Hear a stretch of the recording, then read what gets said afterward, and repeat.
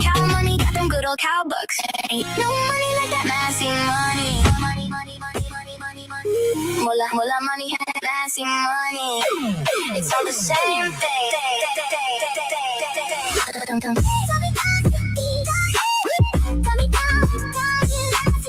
Cow money got them good old cow bucks.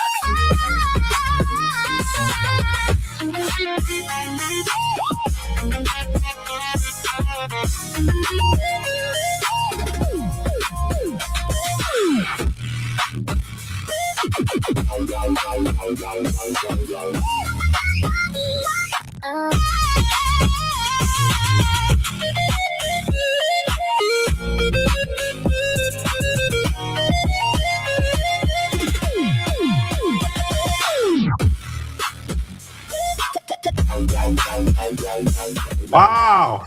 What about that massy money? All them big bucks. What's up, everybody? How you doing? My name's Jim Tells You, and I'm here to tell you some news. I want to thank everybody who came over from Watching the Watchers over there at Robert Cavea. Great guy, awesome guy, always comes through with the raids. We're going to have a few news stories to talk about tonight. We got quite a few. We got some. The U.S. is trying to get 3 more bases in Greenland. We'll talk about that. The U.S. and Cuba are going to have some talks. Cuba wants some help, and Trump says he might help them out. We also have a big shakeup at the FDA. A big shakeup at the FDA. Also, the Commie Mamdani can't get those property tax increases going. Stuff like that. Plus a bunch of other stuff, a bunch of other news. Stuff happening in Alabama. Alabama is going to go ahead and the governor has ordered special elections for the primary because they're going to redraw those maps down there in Alabama. I want to thank everybody who's here and remind everybody that there is a goal, as there is every night. The way the show works, it goes about 2 hours, 2.5 hours, unless we hit the goal. And the way the goal works is for every $100 in total that comes in across all platforms, YouTube, Super Chats, Rumble, Rants, gifted memberships or becoming members on YouTube or Rumble. Also, there's links posted in the chat, and there will be randomly QR codes on the screen for Cash App, PayPal, Coffee, Ko-Fi, and also a thing called Super Tips, which you can donate through. And the way those donations come through, including locals coins, and I add up all the money. And when we hit $100, we add an additional hour to the show. And then for each additional 100, we add an extra hour to the show. So the show could be 2 hours long, 3 hours, 4 hours, 6, 8, you name it. As long as you guys want it to be, that's how long the show will be. And that's starting right now. But add a little aside bonus, what I like to do is when we get to $50 in donations, we activate Bellavision for the evening. There's Bella just chilling there. Unless, of course, any individual donor decides to give $25 or greater, which that could be a Cash App, a PayPal, a Coffee, a Ko-Fi, Super Tip, Super Chat, Rumble Rant. 5 gifted memberships also on either Rumble or YouTube would automatically activate Bellavision for the evening. Okay. But, I think I said my spiel. So let's get into the first news story of the evening.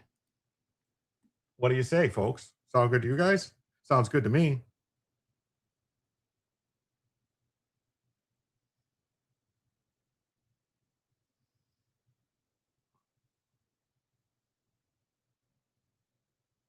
Hold on.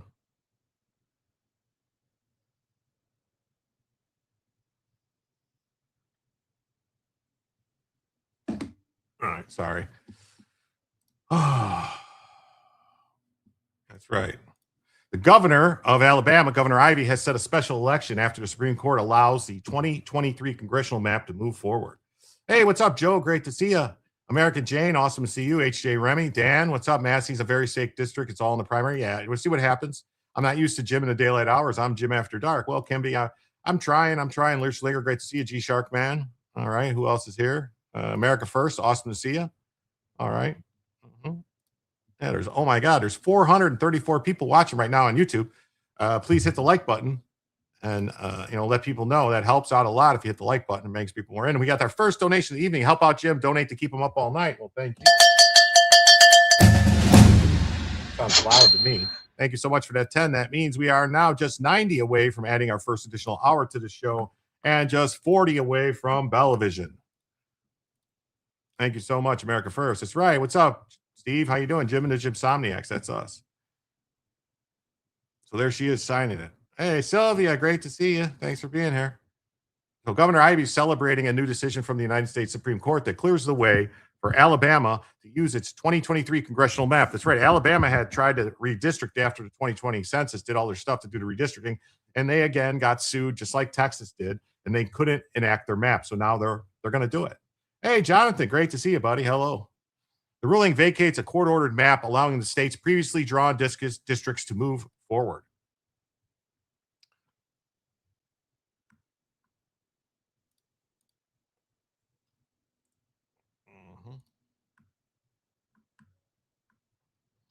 So there's the map. Why won't it let me... I don't get this.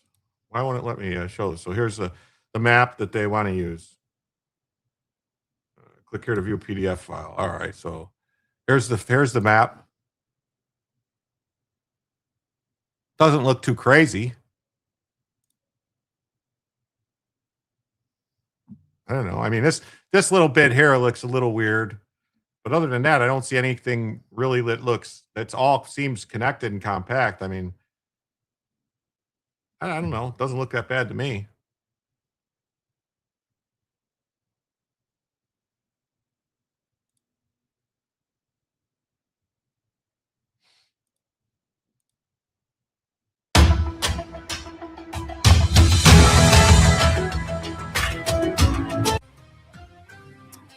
Special election dates are now officially set for more than half of Alabama's congressional districts. Thanks for joining us on the news at noon. I'm Judd Davis. Governor Ivey just made those announcements of those dates minutes ago for the 1st, 2nd, 6th, and 7th districts.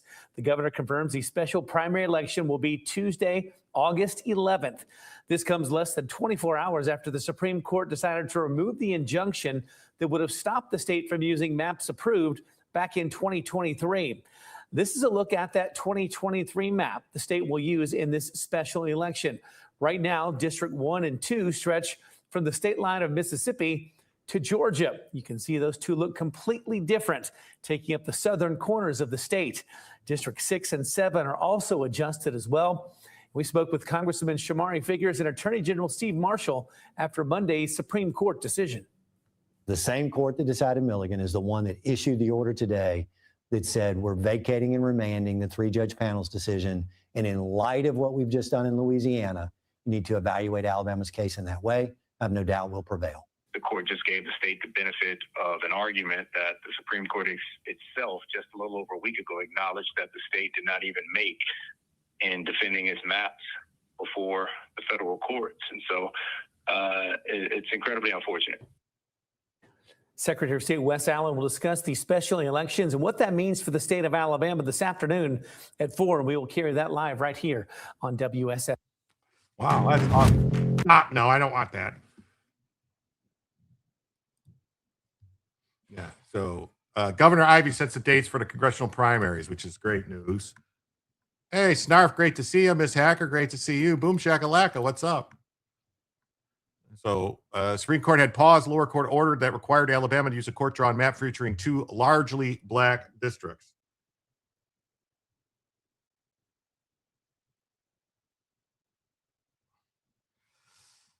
Ivey called a special session of the legislature last week to pass bills that would immediately allow for the use of a map should the Supreme Court overturn the order, which happened Monday.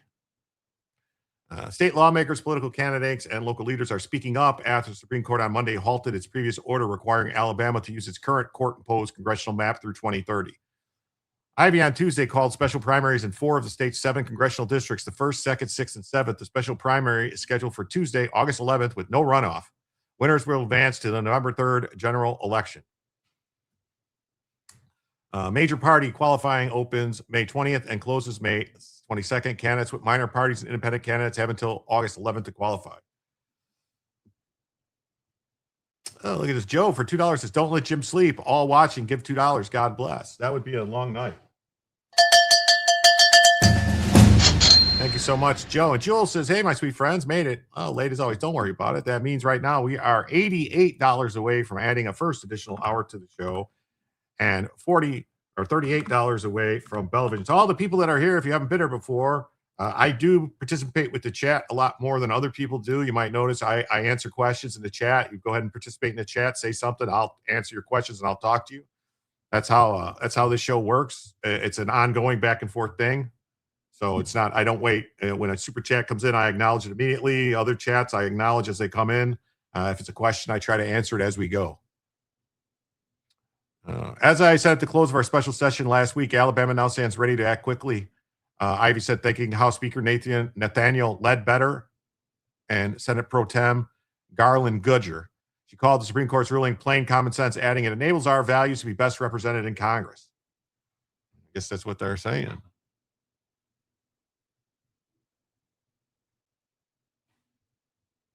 What's the difference? What's the difference between the court-drawn map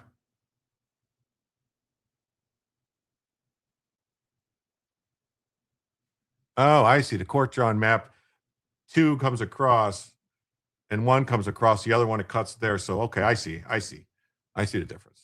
A side-by-side comparison, the court-drawn map left and the Alabama legislature map, which the state will revert to. The map was previously barred from use and replaced with the court-drawn map that includes 2 minority opportunity districts.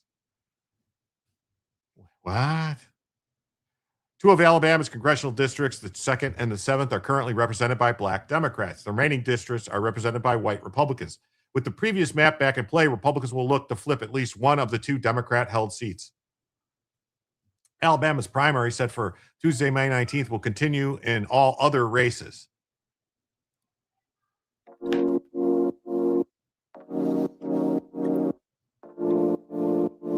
A major shakeup just 1 week before next week's primary elections. Governor Ivey announced a special primary election will take place in August following the Supreme Court's ruling regarding congressional redistricting in Alabama. That ruling pauses an order that blocks the state using court-drawn maps that includes 2 black majority districts. Under the proposed maps, one of those districts will be eliminated, leading the way to a potential Republican seat. The August 11th primary election is set in 4 of Alabama's 7 congressional districts, districts 1, 2, 6, and 7. Now, as a result, the states will void the results from next week's primary for the impacted districts. There will be no runoff, and the winners will advance to the general election in November. Secretary of State Wes Allen is speaking live right now in the Old House chamber in the state capitol regarding today's announcements. Let's take a live listen in.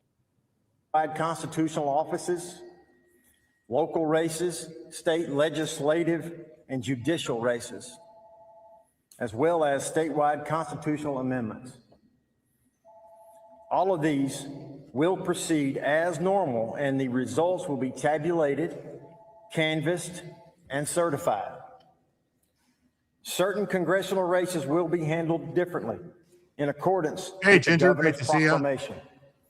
Node, what's up? Congressional You're districts here for 1, once. Awesome. 2, 6, and 7 are affected. Votes cast in those congressional races on May the 19th will be tabulated and made public. However, per Act 2026-612, votes for those races will be void for purposes of determining the party nominee. Per Governor Ivey's proclamation, there will be a special primary election on Tuesday, August the 11th, 2026 for congressional districts 1, 2, 6, and 7. Wow, 1, 2, 6, and 7. So new districts. And we say, America Jane, more cowbella. Thank you so much. With that, that means we are now $83 away from adding a first additional hour to the show and $33 away from Bellavision.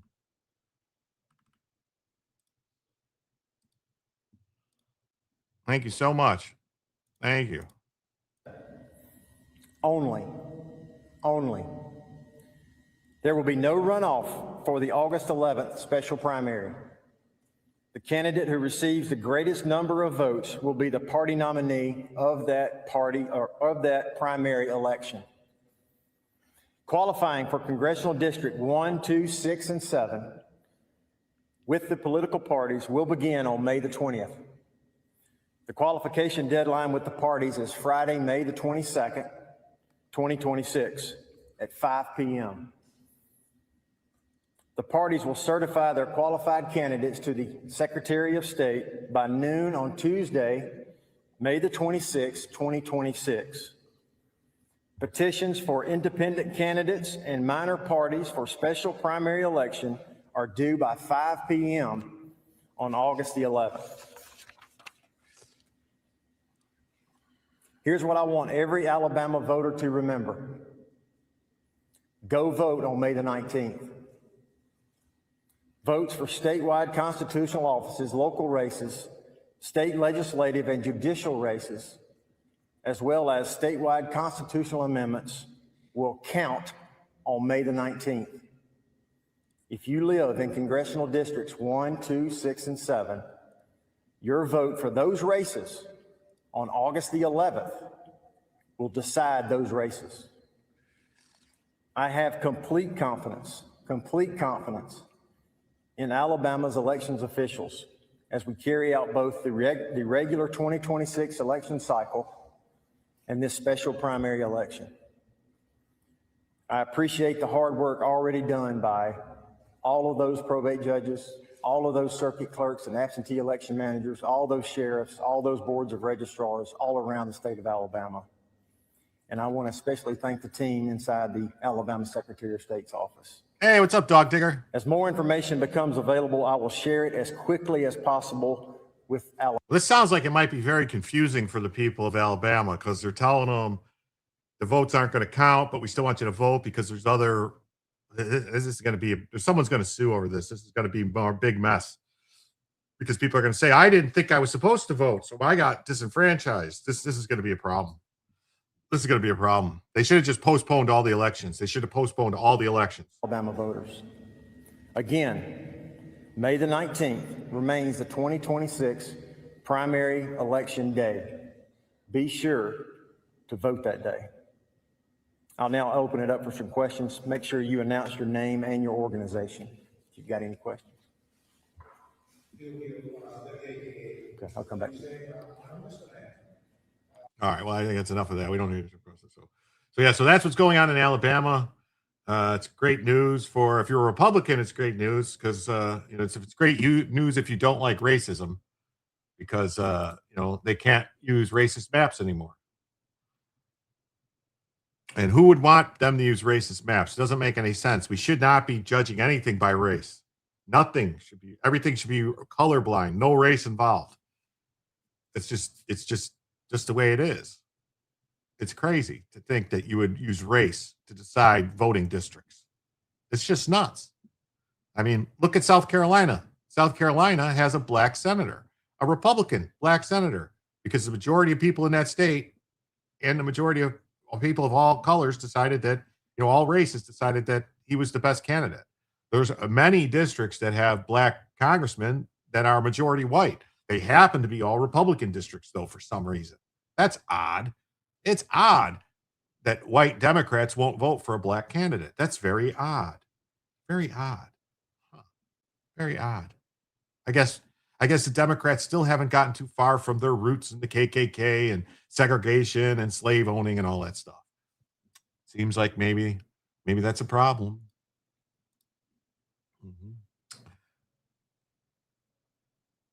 Robert set up to go to you, but forgot when he closed up. Oh, no problem. That's actually the mods in the chat in Rumble have to do that. Use a Mercator map all the time. Am I racist? I don't know. I would never call anybody racist. On to story number 2 for this evening. Trump's FDA boss is resigning as the administration taps the next acting leader. Now, this story is weird because a couple days ago, there was rumors that Trump was going to fire him. And then Trump was asked about it, and Trump goes, I don't know what you're talking about. I thought he's doing a great job. So there's something going on here. Either someone's not telling the truth. Someone's not telling the truth. You don't know how? Yeah, well, when in Rumble, if you're a moderator, you can hit the / button and then select raid, and then you got to put in the link to a channel. But it's got to be a moderator only can do it in Rumble. Hey, what's up, Doc? How you doing? Great to see you here tonight. So this guy's resigning. This is strange.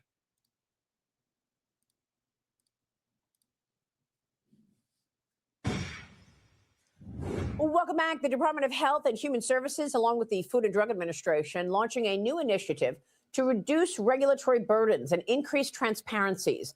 The agency is launching a public request for information to identify and eliminate outdated or unnecessary regulations, all aligning with President Trump's executive order to unleash prosperity through deregulation. Joining me now is the commissioner of the FDA, Dr. Marty Makary. Dr. Makary, it's great to have you this morning. Welcome. Good morning. You're doing a great job at the FDA, and you say this initiative is about restoring common sense to healthcare regulations. How significant can this be in terms of saving lives, in terms of allowing new drugs to get to the market to target some of our most important and pressing disease? Well, that's our goal, Maria. You know, in the Biden administration, the commissioner said that his #1 goal was to fight misinformation. Well, our #1 goal is to deliver more cures and meaningful treatments to the American public faster and healthier food for children. And we're doing a ton to increase affordability, given the charge from President Trump. We're not just throwing good money after bad into a broken healthcare system. We're addressing the root problems, which are the two problems no one talks about when they talk about healthcare reform traditionally, and that is the health of the population and the price of goods and services. And the fastest area of healthcare spending growth has been drug spending growth. It's going up a lot. The fastest area of drug spending growth has been a class of medications called biologics. It's over half of drug spending now in the United States. And so we have cut the regulations to reduce the time to bring on generic versions of those biologic medications, something called biosimilars. We've cut the time down in half by simply cutting the unnecessary steps and the red tape that the FDA has required. And that's going to cut the research and development time down in half. That's translated into lower drug prices. It'll also get more drugs in the market faster, which increases competition. We announced on Tuesday we're going to get rid of the animal testing requirement for monoclonal antibodies. That makes no sense, and it can be replaced now with computer modeling. We no longer are going to require, as of Tuesday, 144 chimpanzees to bring a monoclonal antibody to market. And that's going to... So this guy was doing a lot of great work at the FDA. So him resigning, I don't understand. There is no bad blood between Markey and the White House, Fox News Digital has learned. FDA Commissioner Marty Makary is resigning from his position Tuesday, a White House official told Fox News Digital. See, this is weird. Like, I wonder, we all need less drugs, not more. Yeah, I agree. Like, we should be curing diseases, not just treating the symptoms. The official said Makary's resignation has to do with the process at the FDA and not a specific issue, and said there's no bad blood. Health and Human Services Secretary Robert F. Kennedy pushed for Makary's resignation, according to the White House official. So, okay, so RFK Jr. wanted him out. So Maha wanted him out for some reason. I wonder if that's who leaked the story that he was going to be fired and that Trump said he didn't know anything about it. So is this Bobby in the background, Bobby Kennedy in the background doing this stuff? Just received your notification by ballot has been received and will be counted. Steve Hilton gets at least one vote. That's awesome. That's awesome. Hey, Kelly, thanks for being here. Good evening. Ken Diamantis, FDA Deputy Commissioner for Food, will serve as acting commissioner. Trump called Makary a great guy who is a friend of his in remarks to the media later on Tuesday afternoon. He's a great doctor and was having some difficulty, but he's going to go on and he's going to do well, Trump told the media. I want to thank Dr. Marty Makary for doing a great job at the FDA. So much was accomplished under his leadership. He was a hard worker who was respected by all. He'll go on and have an outstanding career in medicine. Kyle Diamantis, a very talented person. I thought it says Ken. Is it Kyle? Did I read it wrong the first time? Anyway. He's going to be put in the acting position. Hilton gets my vote. Rewinding as always. Well, you know. Senator Kennedy wished Makary well and expressed gratitude in acts, writing, Marty, you took on entrenched interests, challenged the status quo, and never lost sight of the American people we serve. You pushed forward critical reforms and helped advance our mission to make America healthy again. Well, then why would Bobby push him out? Or is this just politicians being political and like not wanting to say like what the real problem was? Is this more, not really telling the truth? He also wrote, new commissioner is already underway and we look forward to moving with urgency. I'm grateful for your courage and friendship, wishing you the very best in your next chapter. I also want to thank Kyle Diamantis for stepping in as acting commissioner. His leadership has already delivered remarkable wins for the Maha food agenda, and I have full confidence in his continued work. So maybe this was over the stuff that Bobby wanted done with the additives to food, like the different like food dyes and chemicals and stuff in our food and our processed food. Maybe that's why. Maybe Makary wasn't moving as fast as Bobby wanted him to. Makary's resignation followed mounting pressure from pro-life advocates and administration critics who had grown frustrated with his handling of several high-profile FDA decisions. He slow-rolled Maha initiatives, according to media reports. The Wall Street Journal reported on Friday that the president had reportedly already signed off on a plan to fire Makary, citing three familiar with sources who cited Makary's handling of the abortion and drug policies.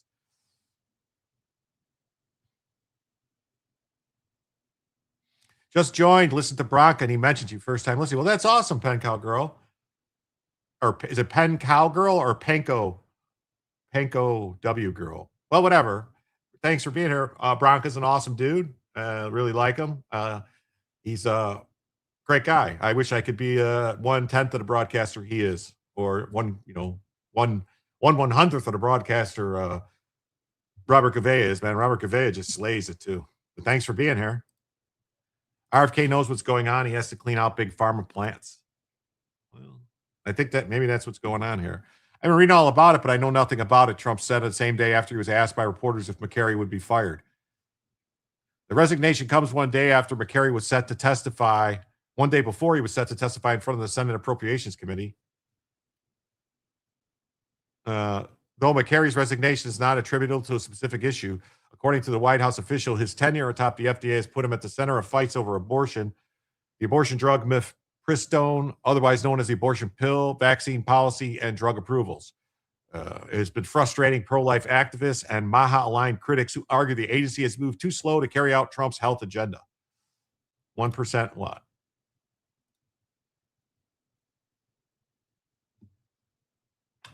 When Trump was elected, pro-life groups and voters were banking on the administration rolling back Biden-era rules that allowed mifepristone to be prescribed online and shipped through the mail. But the FDA left those rules intact, and last year under Makary's leadership approved a new generic version of the pill. Yes, we love Bronca. Yes, testify. President Trump and HHS Secretary Kennedy must end this now, remove Makary, stop the mail order abortion scheme, and pull these child-killing drugs off the market, said Lila Rose of Live Action. It says abortion pill mifepristone stays available by mail for now as FDA faces 6-month review deadline. What a mess Makary turned out to be, the Trump administration official told Fox News. Every pro-life advocate, their concerns are an afterthought. Their arrogance is stunning, they added of the FDA commissioner. The Susan B. Anthony Pro-Life America President Marjorie Dannenfelser told the Wall Street Journal that Trump is the problem when it comes to the abortion issues falling off for the GOP in recent years. Man, I swear you can't make these people happy. I mean, if it wasn't for Trump, Roe v. Wade would still be law. And if candidates want her group's $160 million in the midterms presidential and the 2028 presidential election, she must commit to pro-life action at the national level. What other pro-life action are they supposed to take? The Supreme Court said the federal government has to stay out of it. It's a state's issue. If you want the federal government to get involved, then the federal government could say it has to. What? That doesn't make any sense. Yeah, blame Trump for everything, TDS. Vaxxes 2, destroying future of children. Yes, it's crazy.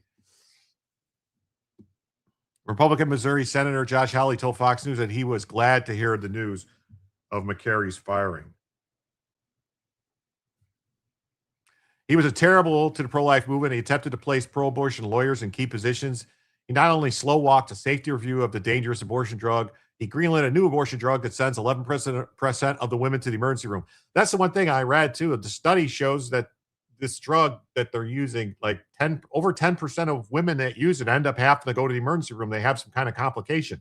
That's insane. That's insane.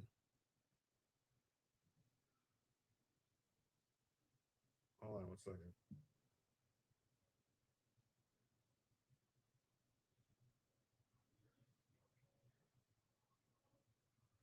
Hold on 1 second. I got to take care of something. I'll be right back. 1 second.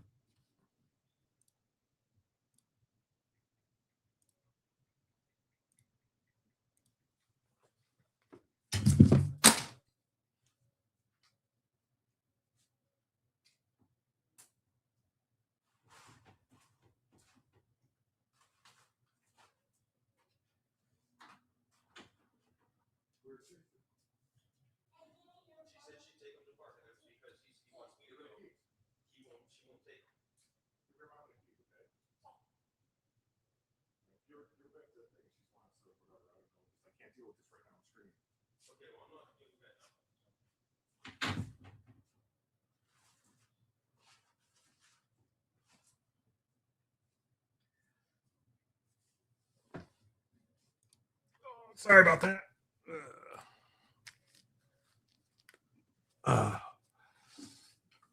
That was the only banner I had to use. I didn't have to use a facility. Someone needed something I had to give to him. So, what did he eat for dinner? Who, me? Chat amongst yourselves, yes.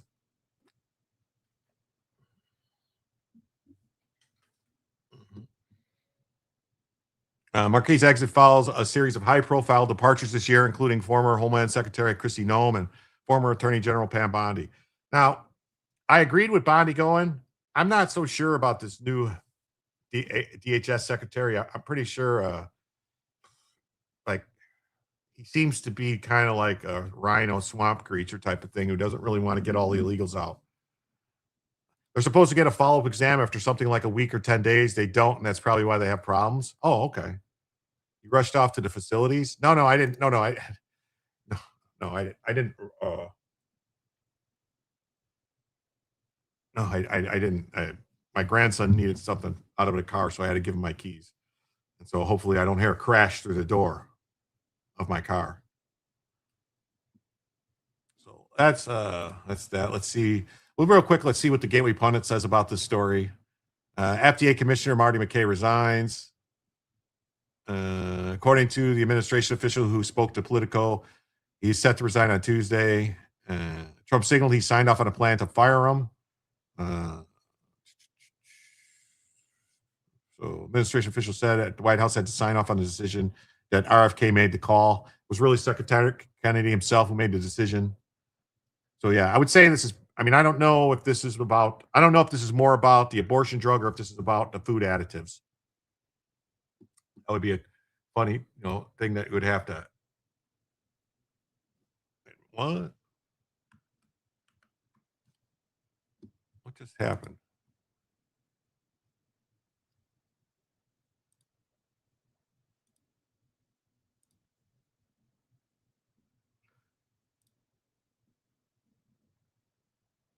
All right. And then same thing from the Post just says Marty Makary resigns as FDA commissioner after Trump vape criticism. Oh, wait a minute. So there's something about vapes. This is saying now. Hold on. So FDA commissioner resigned after irking President Trump by slow walking flavored e-cigarette approvals. Oh, okay. So he stepped down. He's a great doctor, but he's having some difficulty. So they wanted, because, that's right. If I'm not mistaken, didn't Biden and them restrict flavored vapes a whole bunch? So maybe that's what this is all about.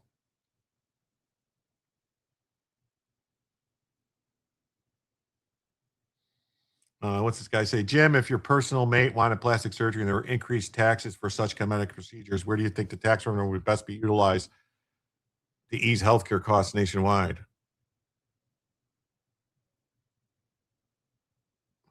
So I don't know. I mean, I think if they were going to tax plastic surgery and then use it for healthcare costs, I think it should be applied to people who to cover costs for terminal illness for people who can't afford it, type of thing.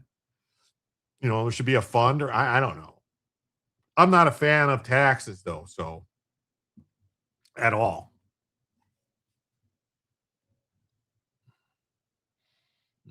So they're saying it was because of vapes.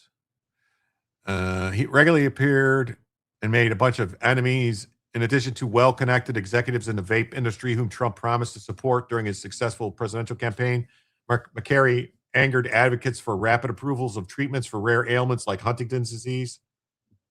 I'm not a doctor. It's my understanding that child vaccines are given in a multi-dose format. They should be spread out over long periods of time. Some being given too early. Yeah, I agree.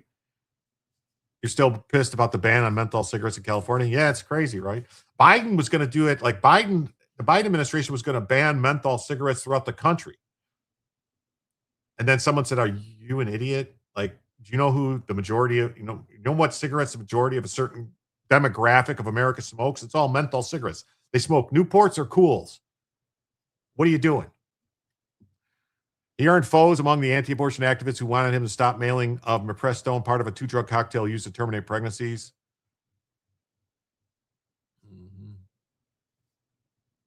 So, pro-life, we said all this stuff.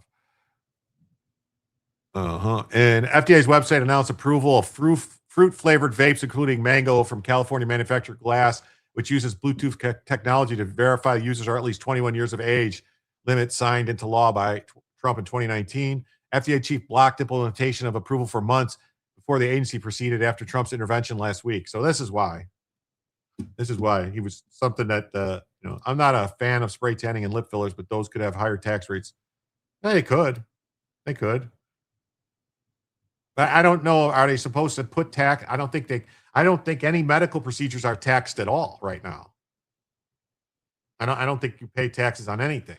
That would have to be E-cigarettes have been the subject of intense public debate over the past decades. Opponents say they could reverse progress in combating youth addiction to nicotine, while supporters say they're likely a safer alternative for adults who use combustible cigarettes known to cause cancer and heart disease. Youth vaping peaked in 2019 with 27% of high school students and 10% of middle school students. Wow, that's a lot. Teen use seem to have fallen since Trump enacted legislation raising the minimum age for purchase to 18. In 2025, a federal survey showed 7.1% of high school students and 2.6% of middle schoolers reported past month vape use, roughly 3/4 decline among both groups. We have no nukes in California. Prepare for riots. Yeah. The novelty and diversity of vaping devices make long-term health effects difficult to determine. The battle over federal vaping approvals dates to the first Trump administration when flavored options were effectively banned during the COVID-19 pandemic, despite Trump's concern that less safe Chinese products would fill the market void, which came to pass. Yeah. Well, that's what happened. That's pretty much what happened. Pretty much what happened. I mean, do we want the Chinese to be the ones filling the market? We don't know what the Chinese are putting in those vapes that they're making and sending over here. That's crazy. That's just nuts. I mean, American made. At least then, it's it doesn't have like real garbage in it. Like stuff that's like poison. You don't want stuff that has poison in it. That's not good. That's not good. That's not good at all.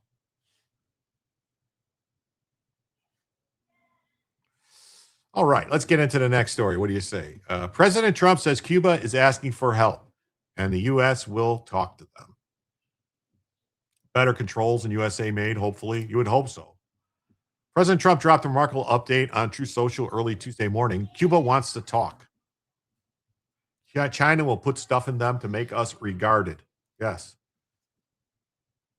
Cuba's asking for help, and we're going to talk, Trump wrote at 7:52 a.m. before adding that he was heading to China. The brief post carries enormous weight given what the administration has done to Havana over the past 2 weeks. What have we done to Havana over the past 2 weeks? No Republican has ever spoken to me about Cuba, which is a failed country and only heading in one direction down. Cuba is asking for help, and we are going to talk. In the meantime, I'm off to China. What does he mean no Republican has ever spoken to me about Cuba? Full transcript.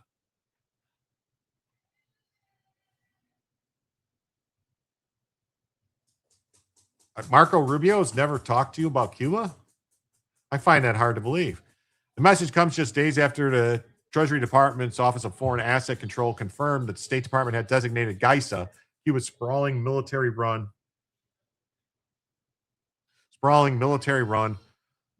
business conglomerate, under a new executive order. Foreign governments, banks, and companies doing business with GISA were put on notice. Wind down your dealings by June 5th or face U.S. sanction risk. The designation was the enforcement hammer behind the executive order Trump signed May 1st, imposing a fresh round of sanctions on the Cuban regime officials and entities responsible for repression and threats to U.S. national security. Today, Trump signed executive order imposing new sanctions on the Cuban regime. The order broadens existing sanctions. The order imposes new sanctions on entities, persons, and affiliates. They're doing it for human rights violations and material supporters of the Cuban government. The order authorizes new sanctions on covered persons and entities. The president's addressing national security threats posed by the communist Cuban regime. The move was not symbolic. The IEPA gives the president enormous authority to freeze assets and block transactions. Trump used it to go directly at the economic machinery that keeps the Cuban communist government afloat. Then came the GISA designation. The Department of State designated Grupo de Administración Empresarial S.A. pursuant to OEO 14404.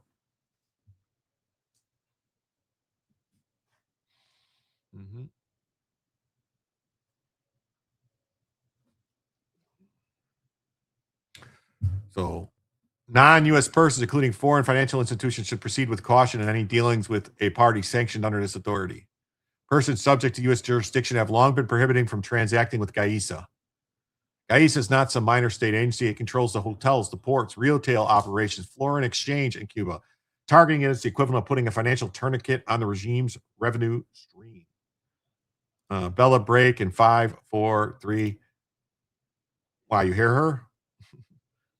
You're still stuck on California banning menthol cigarettes. America First says 90% of black people who smoke cools. I think a lot. Ones I all knew, I'll smoke Newports. And you say, hey, can I bum a smoke? And they say, man, it's Newport, not Suport.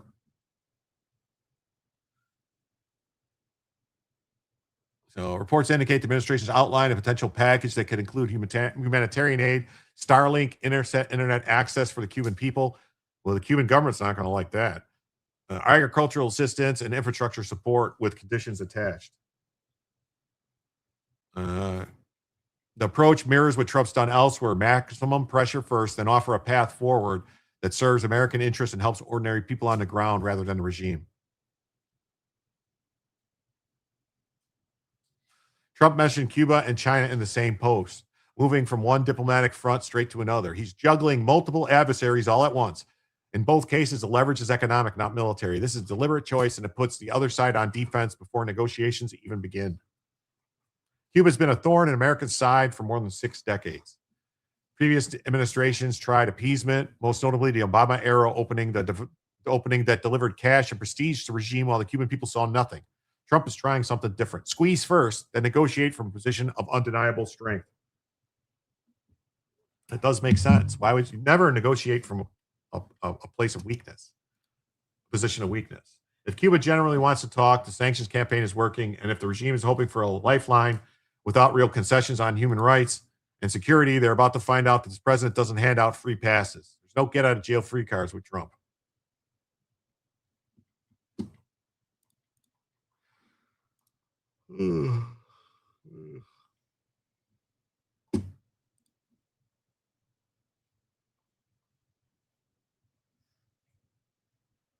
Why is this not letting me translate it? That's weird. I got something in Spanish here. Trump, Cuba seeking help will hold talks.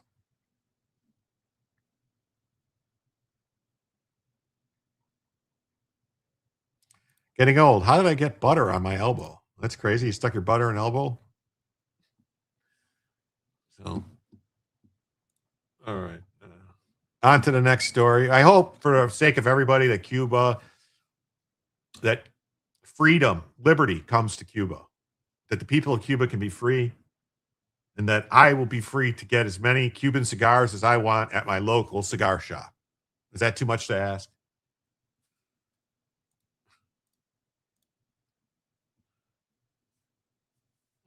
Did you forget? I don't know.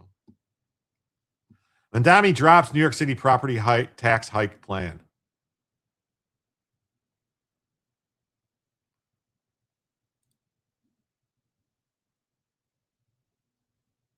Thing is saying, okay, this is about protecting, the blue collar workers. Well, Mr. Griffin has proposed to build a 1,600-foot super tall in New York City, taller than JP Morgan's building. Right. That would employ 6,000 union workers.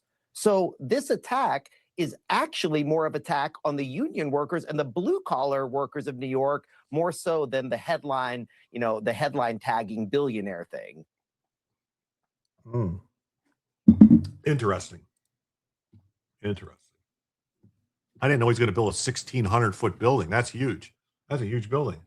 Zoran the Commie Mamdani's first executive budget as New York City mayor will not include a property tax increase. Is Mamdani learning on the job? It seems like he might be learning, hey, idiot, you can't attack the people that actually create the jobs. What are you, an idiot? Hey, musically medicated. What's up? How you doing tonight? Great to see you. Catherine K., awesome to see you tonight. The communist mayor is expected to formally abandon his proposal to raise property taxes nearly 10% after months of backlash from homeowners, business leaders, and even fellow Democrats, worried the move will further damage New York's struggling economy. Mamdani, his budget instead will rely heavily on billions of dollars in additional state aid negotiated with Governor Huckle to help close the city's budget deficits. Huckle and Mamdani announced Tuesday that Albany's approved another $4 billion in support for New York City, bringing the new state aid assistance to nearly $8 billion over 2 years. With this latest agreement, Mamdani, he will officially close more than $12 billion deficit inherited from the previous administration. How can you close the $12 billion deficit with just $8 billion over 2 years? The math don't math there. That math ain't mathin'. That math ain't mathin'.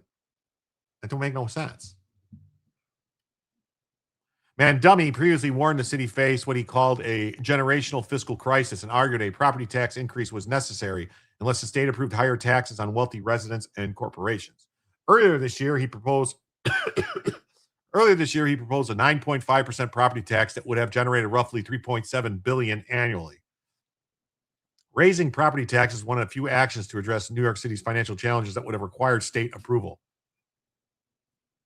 The proposal quickly ran into resistance from the city council and alarmed financial analysts already concerned about New York's deteriorating fiscal look. Credit rating agencies recently shifted the city's outlook to negative, citing structural budget problems and concerns about spending under Mamdani's administration. Wow.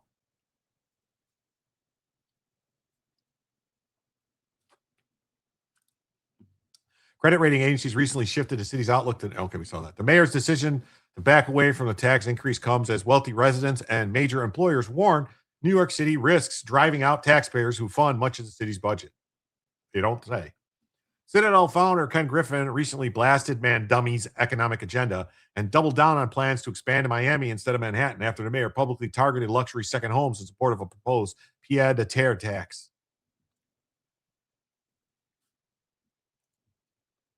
States that participate get subsidized? Could be.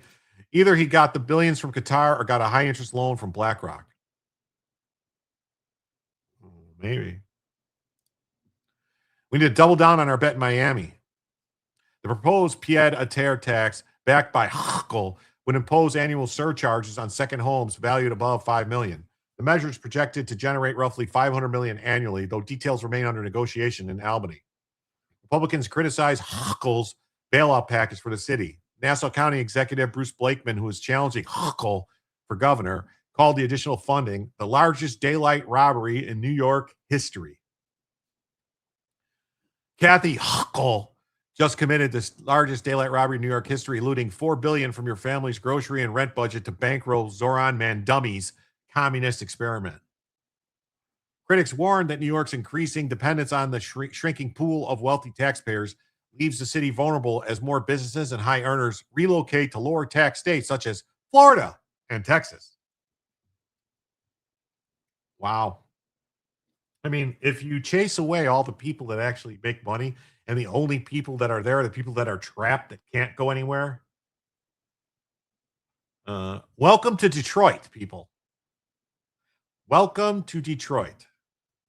I thought Chicago would become the next Detroit before New York, but now I think they're neck and neck to see maybe they'll both cross the finish line at the same time. They're still vilifying the high earners. Oh, yeah, they are. Escape from New York. Yeah. Snake Plissken's got to make a comeback. Most definitely. Most definitively. Old snaky Plisky poo.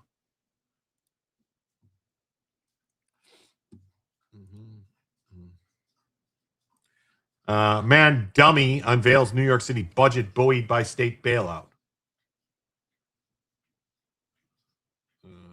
Mamdani rolled out a balanced budget Tuesday that closed an estimated $12 billion revenue gap.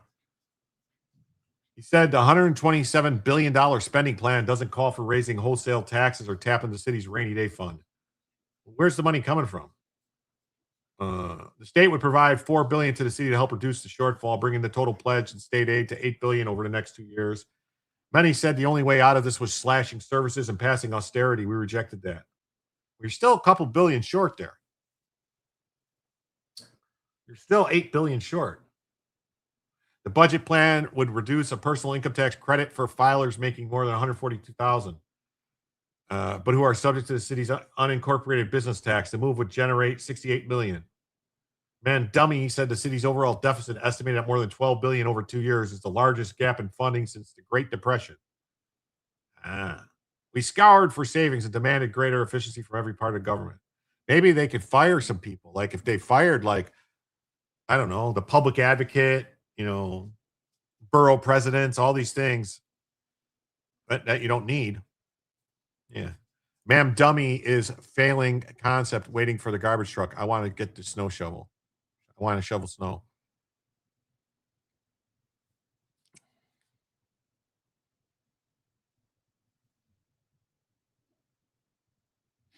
Gonna vote Blakeman in and Hochul out next election. Well, I hope so.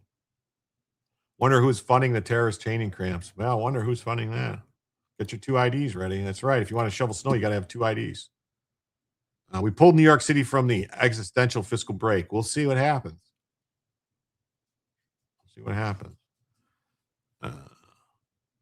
Mamdani rolled out his preliminary budget in January that called for raising taxes on millionaires and corporations to reduce the budget deficit, estimated at that time at more than $7 billion.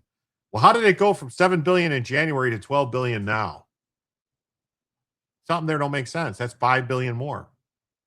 That's almost double.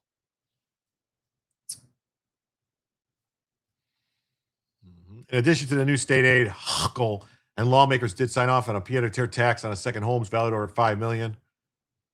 The move has angered city business communities, ultra-wealthy New Yorkers like Ken Griffin, who criticized the mayor for doing a video outside his Manhattan property in support of the tax. Griffin vowed to relocate his business to low-tax states. Which, if he does, oh, buddy, is that going to be a problem for New York? Nassau County executive challenging, called it daylight robbery. Okay, we saw that. She's taking money from police and schools around the state to fund a radical agenda. But when I'm governor, the stealing stops. I'll cut your taxes, slash utility bills in half, and put your hard-working money back where it belongs, in your pockets, not man dummies. Number 12 on the thumbs up dinger. Well, I wish there was more people hitting the thumbs up because, it's it helps. It helps a lot.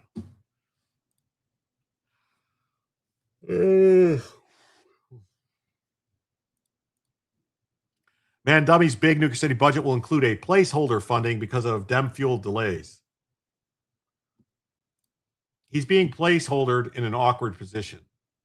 Mayor Mamdani could be forced to release his executive budget Tuesday with placeholder estimates on key sources of revenue after he tried to rely on dysfunctional, riddled Albany to reach a deal on his own spending plan and bail out the Big Apple. Wait, what?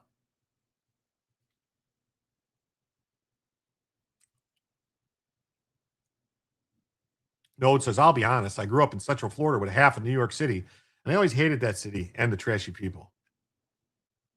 The potential fill-in-the-blank city budget plan is exactly what Mamdani tried to avert when he delayed his release on May 1st in hopes that Kathy Huckle and state lawmakers would reach a deal on its long-delayed budget and give the city a windfall of new tax revenue. 1.9% of the population in New York City pay roughly 50% plus of their revenue. If they leave, oh, buddy. Yeah. You ain't kidding. Whoa, buddy. It's going to be a problem. New York City used to be great. It did. No billionaires. So they just want to get rid of billionaires? No ICE. Who in their right mind believes any of this is possible to do? To me, it seems crazy. Crazy. Instead, his Anna watched helplessly as legislatures embarrassingly swatted down Hochul's premature claim to have reached a deal with their Democrats in charge of state governor, leaving the city in a lurch on major funding questions. This is a joke played on New Yorkers by the governor to make it appear all is well when it's not, said Hank Scheinkoff, a longtime Democrat consultant. Yes, billionaires and law enforcement. Yes.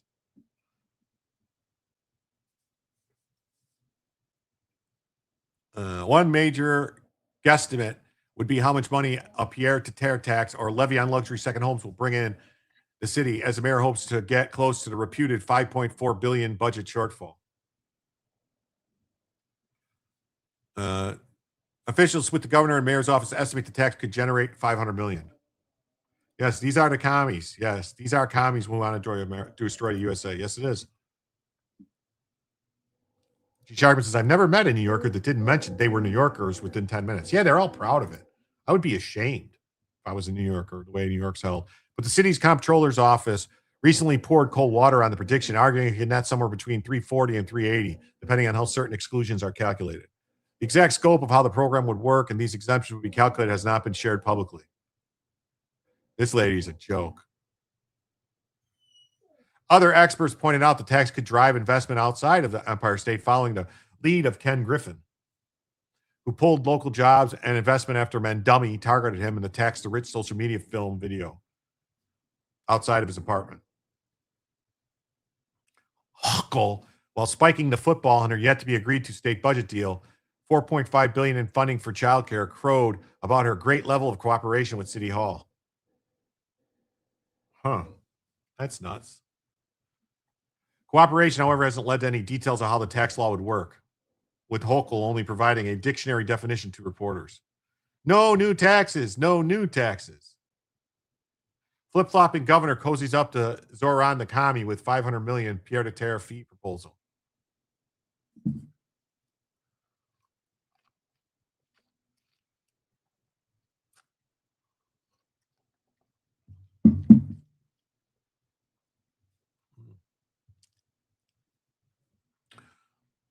These are people who are not New Yorkers. They bought real estate here for either just investment or to drop in a couple times a year. Some insiders were puzzled that Mamdani shackled himself in the city's budget to the outcome in Albany.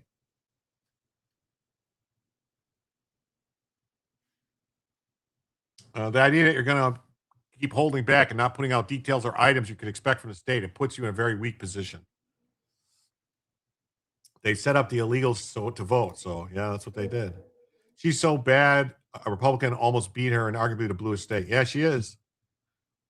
They don't even know which property will fall under it. That's how convoluted the city tax structure is. Together, Mamdani and Huckle remain confident we will pass and implement New York's first pied-à-terre tax, said spokesman Dora Peacock in a statement.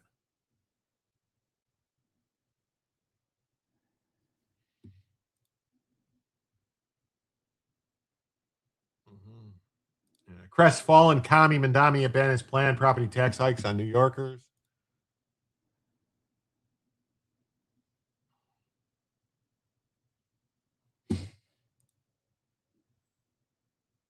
All right. On to the next story. I mean, passing those taxes, first, let me say, passing taxes, raising taxes on New Yorkers is already, I think, if I'm not mistaken, New York City is the highest tax place in the country, I think. I don't think there's anywhere where taxes are higher when you add up the local, the city's taxes, the state taxes, county taxes. They all have taxes. The tax coming and going in New York.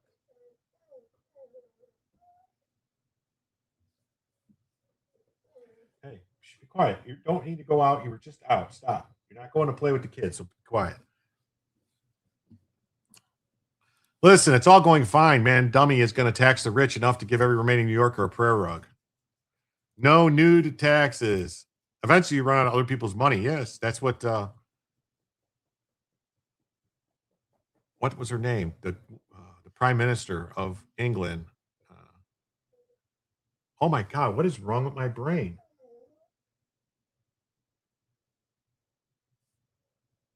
The woman. I can't. What is wrong with my brain? I can't think of her name.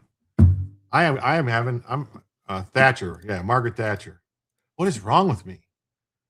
Wow. Greenland's leader said U.S. presence part of the talks with Trump diplomats. Greenland's prime minister said on Tuesday that increasing the U.S. military presence in the Arctic territory was part of the ongoing negotiations with Washington, as the United States' desire to own or control the territory remains alive. Yes, the Iron Lady. Yes. No one's paid for Bella. Let her go play. I should, right? Too much stress? Probably.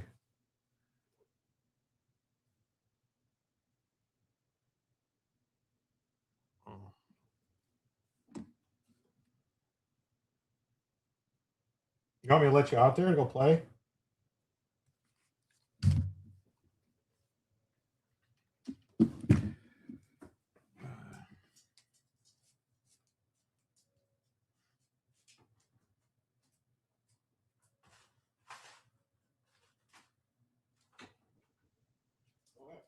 I don't think they're here.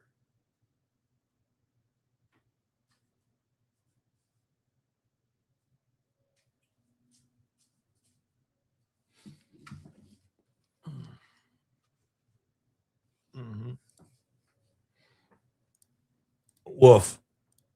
Arctic control means UK not happy.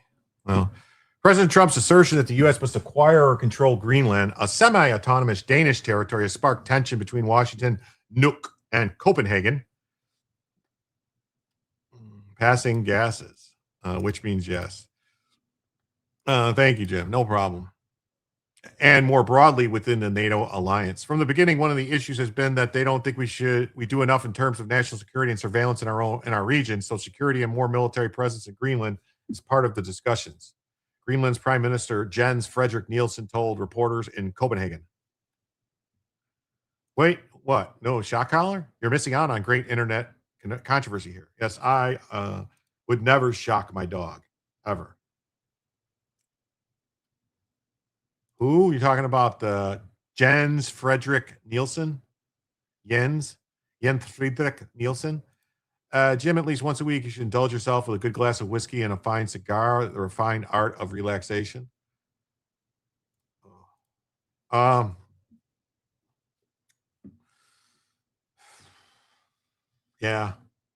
I suppose. Greenland is optimistic about the deal. Seeking to calm tensions, Greenland, Denmark, and U.S. earlier this year agreed to hold high-level diplomatic negotiations to resolve the crisis, although the outcome of these ongoing talks is yet to be presented.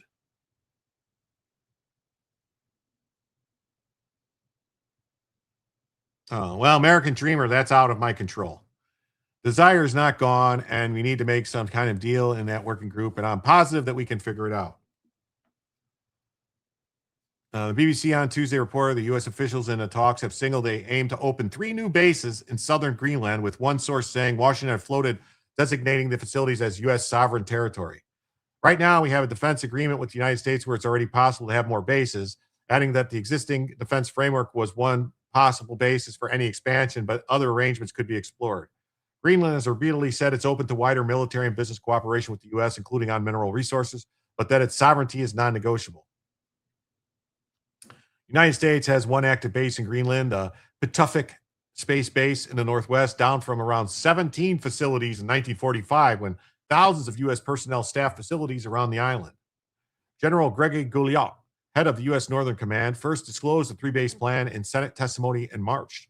Gouliot was in Copenhagen last week. An Instagram post by the U.S. Embassy in Copenhagen showed. I was just low-key making fun of a popular internet communist.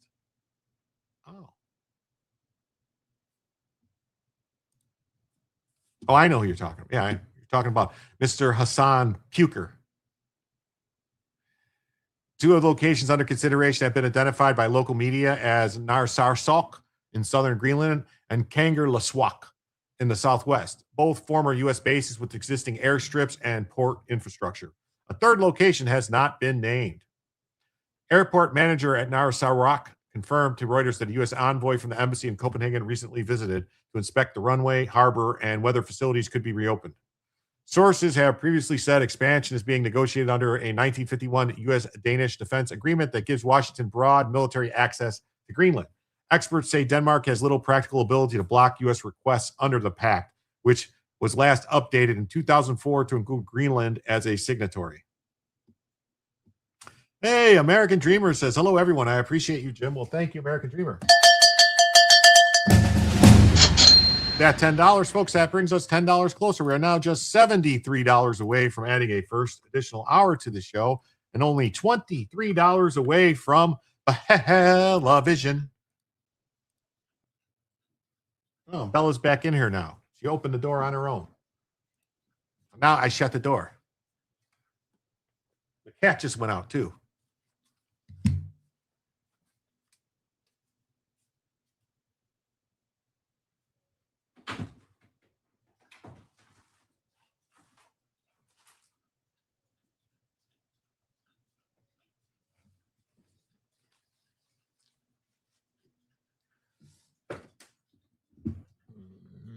Yes, thank you.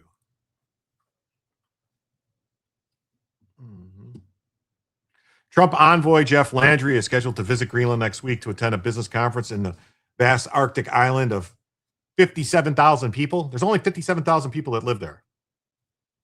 He has not been confirmed to meet with any Greenlandic politicians.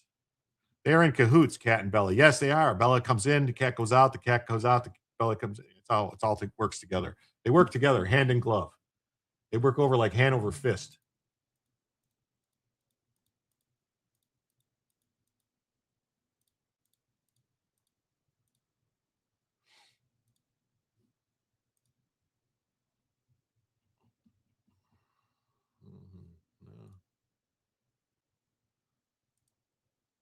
No deal yet. U.S.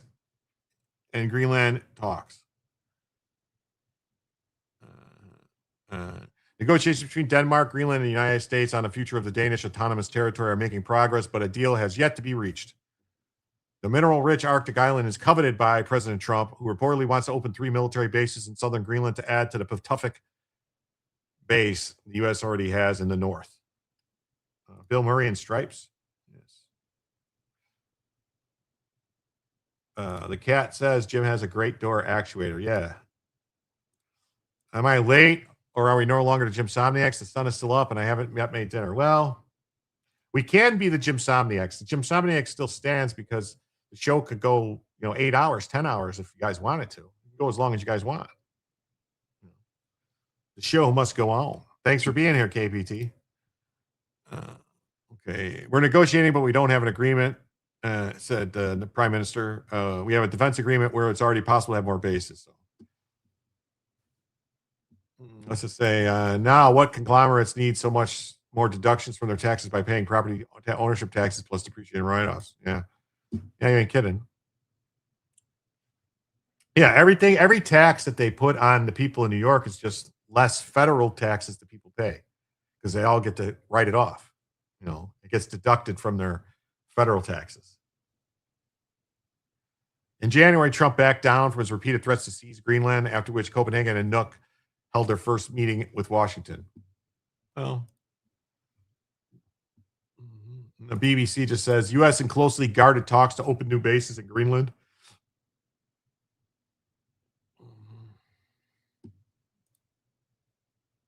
All right. Well, I think we should open bases on Greenland. I think it's easy enough to do. Why? Wow, that's crazy. The BBC wants you to subscribe, even though they're run by the government of England. Wow. So I would just say we need more bases on Greenland. We probably actually do need to control Greenland. There's really no reason. Israel might want to offer Taiwan defense packages. Israel supposedly sent Iron Dome stuff to UAE to help them defend themselves against Iran's attacks. I read that story earlier, so who knows? PayPal 5. Thank you. Yes, we do. $5 on the PayPal. Thank you so much. Lisa Day.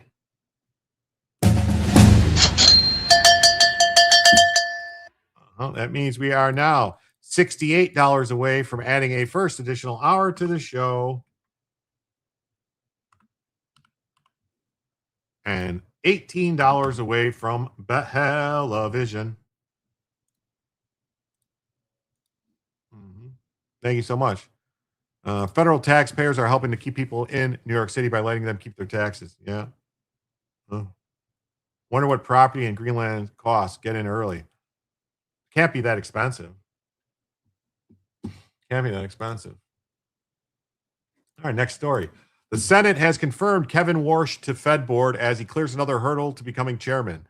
Supposedly, the vote to make him the chairman is going to be tomorrow.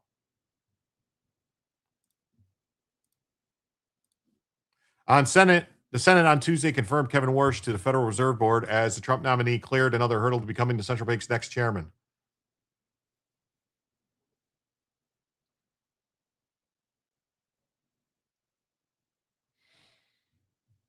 In a 51-45 vote, the Senate also approved the motion to invoke cloture, meaning there will be no more debate over Warsh's nomination, and a vote to confirm as chairman will take place as soon as Wednesday evening.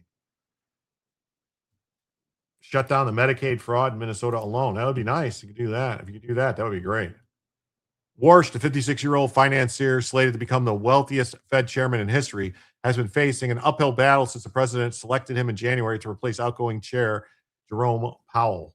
Too late, Jerome Powell. Always late. Senator Tom Tillis, who voted in favor of the confirmation, had previously vowed to block his approval until the Department of Justice ended its criminal investigation into Powell over the Fed's over-budget headquarters. I mean, can you imagine that? A senator actually said that out loud, that if you don't stop the criminal investigation, I'm not going to vote. I mean, that's the same thing Biden did in Ukraine. Like, if you don't stop this investigation, you're not going to get the money. This is the same quid pro quo. Quid pro quo. Quid pro quo.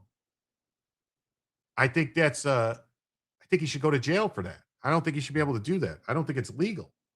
How is it legal to say, I demand you do this for me to vote this way? Isn't that buying votes? Isn't that extortion?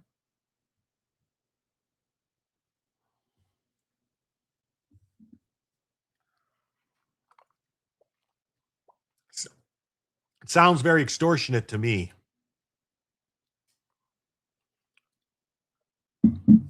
What does that say about America? That we have senators telling, no, we won't vote for you. We're going to block the vote unless you stop a criminal investigation. How is that not criminal in itself? Yeah, it worked. They stopped it. I know.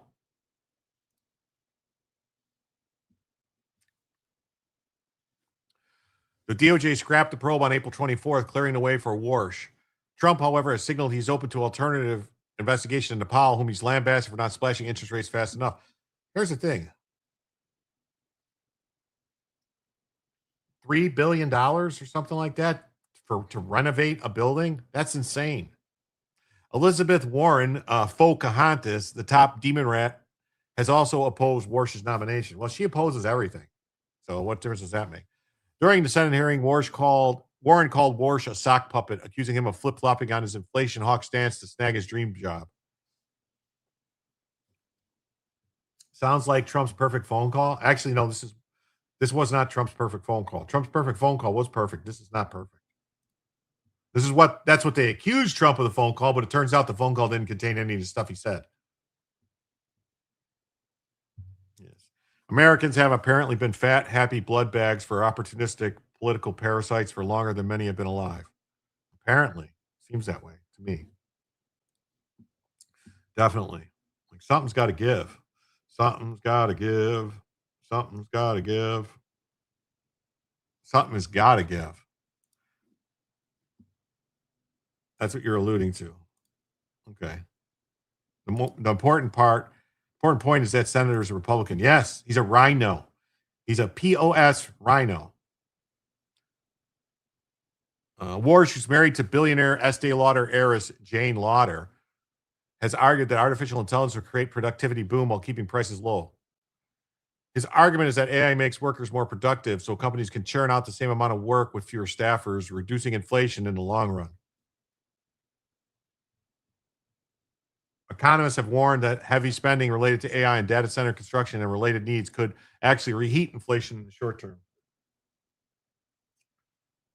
Well, they could, but Warsh has been a harsh critic of would-be colleagues, comparing Fed officials to pampered princes. Hi, family. Bella, come out. And with the cat I can't see. Well, if you were here earlier, you would have saw the cat walk out the door. The cat walked out the door earlier when the door was open.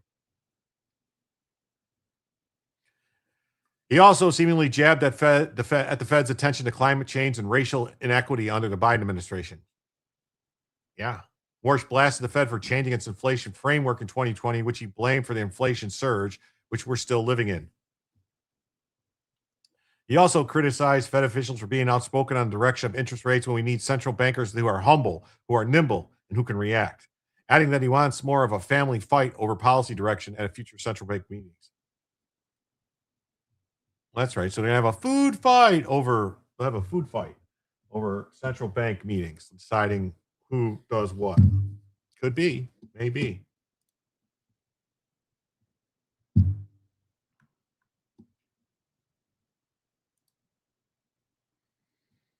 Just in, Senate confirms Kevin Warsh as Fed chair, clearing the way to replace Powell. Powell's 4-year term as Fed chair ends Friday. The Senate's expected to vote to confirm Warsh as a Fed chair on Friday. So that's good. We need Powell out. We need Powell out. We need Powell out.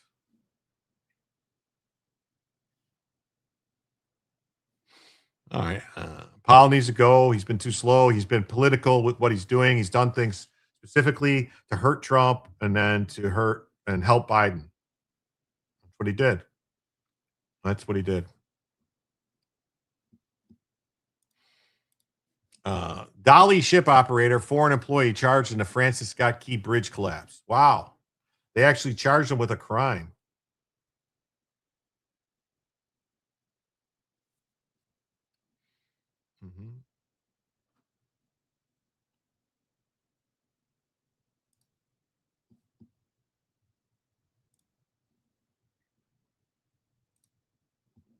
We all know that the more eyes to investigate, the better, especially when you're dealing with corporate giants of an industry. The families are very happy with the investigation as it's been going so far. We've all seen the information that is starting to come out about the issues with the Dolly. Alejandro Fuentes, Jose Lopez. I have no idea about this. Suarez, who we currently represent. They were living the American dream, fixing America's infrastructure. Out there just filling potholes, not knowing it was going to be their last. No, yeah, the insurance should be covering the cost of the bridge. Definitely. They died while pursuing the American dream. But this was all preventable. That is why we've been brought in to investigate and find out what has happened and give these families a voice. Because the thing that's getting lost right now is the voice of the victims. These people's lives mattered. The effort that they put into their job every day, the things that they've lost. And speaking of loss, Grace Ocean has temporarily lost a ship. Baltimore has temporarily lost a bridge. But 6 families have permanently lost fathers, uncles, brothers, irreplaceable loved ones. And that's what's getting lost in this entire situation. And what has been so devastating to the families in this situation is the actions of the owner. 6 days, ladies and gentlemen. 6 days is what it took for Grace Ocean to go to federal court and file for protection. We're going to discuss in a second just how serious this is. Grace Ocean is relying on a 173-year-old archaic law to shield them. This law was used to protect the owner of the Titanic. That's how ridiculous this is. But as the bodies of our clients were still under the bridge, the owner of this boat was in court trying to protect their assets. That's the state of affairs that we're here for. But still a good law. This law is not only going to deprive the victims of justice, but the people in this city and the people in this state who have claims. Well, I mean, the law is there for a reason, because if you didn't have some protections for people, ladies and gentlemen, my name is Kevin you couldn't do business. I'm a partner at the law firm of Kreindler and Kreindler. Crier and Crier? Honored Wow. to Crybaby and represent these Crybaby. families alongside the Stewart Law Firm. Ladies and gentlemen, as you just heard, the Limitation of Liability Act was passed 173 years ago in 1851. That's about 20 years before Thomas Edison invented the light bulb. And yet it is being invoked today, in this case in 2020. Okay, these guys that are lawyers saying that this law is old, so it shouldn't be Kreindler and Kreindler. Shouldn't be used. The fucking Constitution is 250, almost 240 something years old, because it's not 1776, it was 1792. But it's stupid light bulb talk. This is crazy. Like, the law is the law, and it's there for a reason, so that people can afford to ship things. Otherwise, you know what the insurance rates would be on shipping? Insurance rates would shipping would cost so much because of the insurance rates. If you could make people pay, like infinite money for a shipping company that has an accident, everything would cost 1,000% more because of insurance rates would have to be 1,000% higher. There's trade-offs, but to say like, oh, this law is old, so it shouldn't stand. No, that law is there for a reason because it promotes trade. It promotes, other stuff. This is nuts. They're going to attack a law. Oh, but the First Amendment's been around for, 240 years. So maybe we should just ignore it. The Second Amendment's been around for so long. These guys are talking about, yeah, you can't insure any. That's the thing. You wouldn't be able to insure anything if there wasn't liability limits.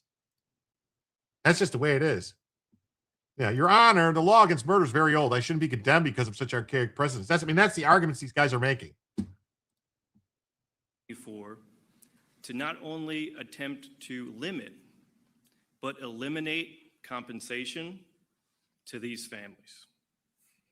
The Limitation of Liability Act of 1851 is unfair, it's unjust, and it serves no purpose.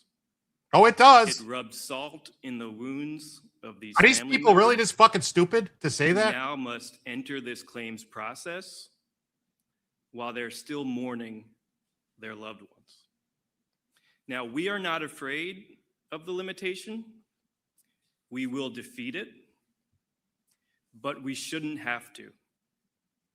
And as we did in the last major maritime disaster in the United States, we must take this opportunity to call upon Congress to take action and repeal the Limitation of Liability Act of 1851 once and for all. Thank you. Any brief questions? Sadly, our clients are not ready to speak right now. As you can, of course, you can see that they're still mourning. There was a funeral just this past Friday, and the story of Julio Suarez is something that is going to be an epic tale in itself. He survived. He's the only survivor that went fully into the water, and he survived because his window was manual. He was able to roll down the window and escape. You can imagine how frightening that is. And then he was able to hang on to some drifting steel and survive. Here's the thing too, like how shitty was that bridge that it just got hit by a boat and fucking collapsed? Shouldn't they be able to take getting hit by a boat? I'm just saying, like,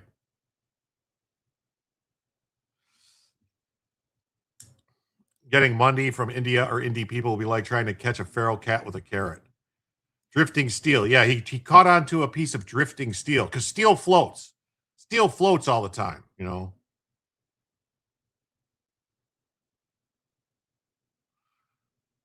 Wow. Any brief questions?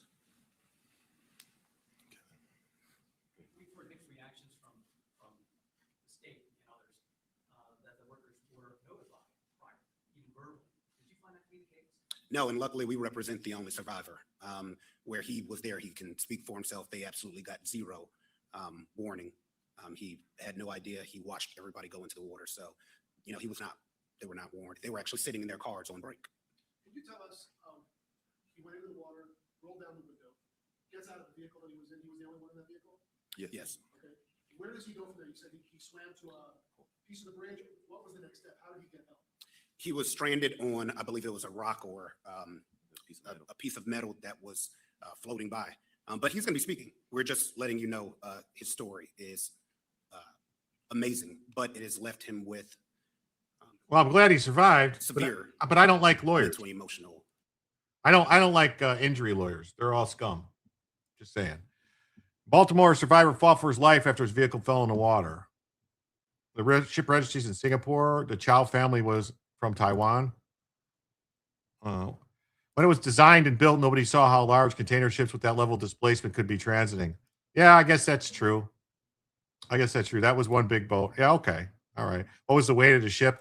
I don't know. What was the weight of that ship? Was it metal doesn't float by? I understand that. You understand that. But they're lawyers.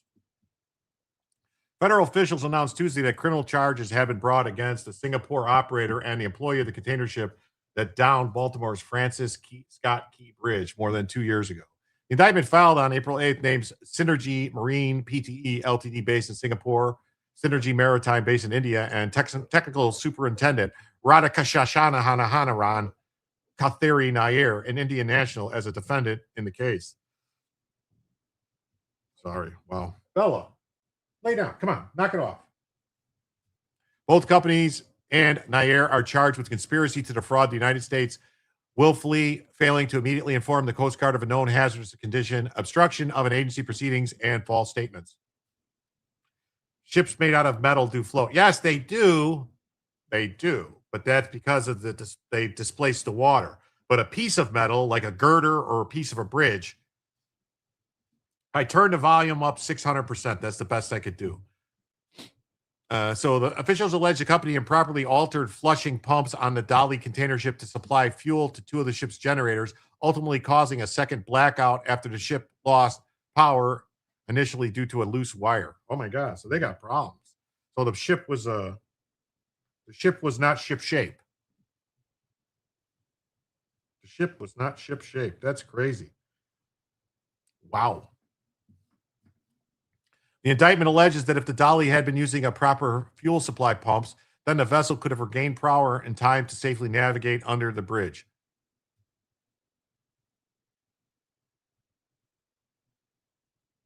Wow, that's what it looked like. I would say that ship weighed quite a bit. Best you can find, 148,000 metric tons. That's a lot. I heard every ship is $1 billion. Okay.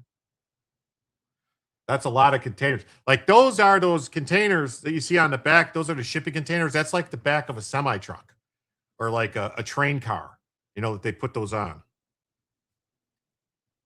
They rigged the fuel pump, not seaworthy. Okay, so they got problems then. 189,000 tons. That's a lot. That's a lot. I think an aircraft carrier or something it has 6 USB ports too. Uh-oh. 64,000 regular tons. Wow. So what's that, 16 million pounds? Something like that? Or 160 million pounds? Right? No, I'm sorry. Over 300. Still amazing water can carry it. Yeah. I think that's actually 300 million pounds. 164,000 tons times 2,000, like 2,000 pounds or something, a little over 2,000 pounds. Each container is 60 to 80,000 pounds. You couldn't imagine the insurance. Yeah. It's seen in the wreckage of the Key nearly a week after it struck the structural pier, causing part of the bridge to collapse. Wow.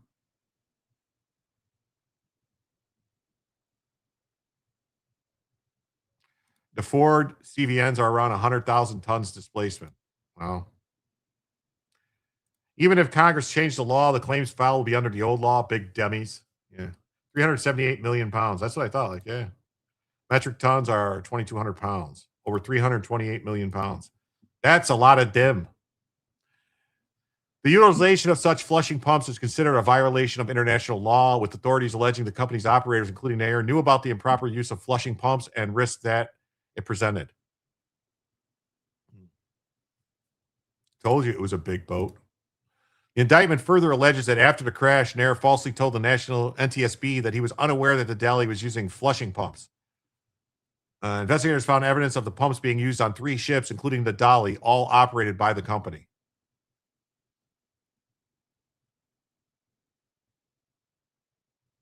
Wow. I mean, it just went straight through the bridge. In a statement, Synergy Marine Group condemned the charges while asserting investigators' findings that the accident was inevitable due to the loose wire. DOJ is criminalizing a tragic accident. The allegations in the indictment are baseless and having nothing to do with Dali's collision with it says allision. I don't know why it doesn't say collision. Just imagine 250 million of those pounds are Temu junk.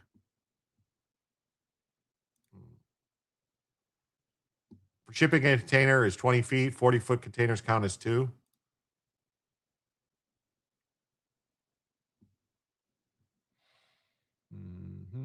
DOJ allegations are inconsistent with the clear and well-documented findings of the specialist maritime professionals involved with the investigation. The development comes 1 month after Grace Ocean PTE Ltd and Synergy Marine reached a settlement in principle with the state of Maryland over damages stemming from the ship's collision, including disruption to the port and environmental damage. That ship smashed the concrete. Yeah, I know. They had to do a lot of intentional special rigging with flexible hoses to do what they did, and flushing pumps are not redundant. Yeah, it's crazy. A civil trial is set for the summer. The Dolly was navigating out of Baltimore Harbor for Sri Lanka when it lost power and struck a supporting pier, causing it to collapse into the Patapsco River at around 1:30 a.m. Yeah, Patapsco, Baltimore ports. There's an aerial crew showing the salvage. The collision killed 6 construction workers who were filling potholes on the bridge at the time. The collapse of the Francis Scott Key Bridge was a preventable tragedy of enormous consequence. Acting Attorney General Todd Blanche said, "This indictment is a critical step forward toward holding accountable those who recklessly disregarded maritime safety regulations causing this disaster." Fitzgerald, I think, was the greatest song. You're talking what this Edmund Fitzgerald? Time flies. It sure does. Patapsco River in Baltimore. Filling potholes, sad irony. You ain't kidding. Maryland officials estimate it could cost $4.3 to $5.2 billion to replace the bridge, which is set to reopen in late 2030. Fox News Digital reached out to the Department of Justice and an attorney representing the victims' families for content. Rest in peace. Yes. Legal Vices. Jeff's insight on this would be so welcome. He knows, like he would be able to tell you the exact reasons why the law exists, what it protects, why without laws like the liability limit, it would be basically the end of international shipping as you know it. You just wouldn't be able to get insurance. You wouldn't. It just wouldn't happen. You wouldn't be able to get insurance. You wouldn't be able to ship things. The cost of shipping would be astronomically more than it is now. It's already super expensive to ship stuff. The Edmund Fitzgerald carried iron ore, not containers. Correct. And it sang in a storm in Lake Superior, correct? Right? Lake Superior? Went down. Press F for love, the law racks. Yes.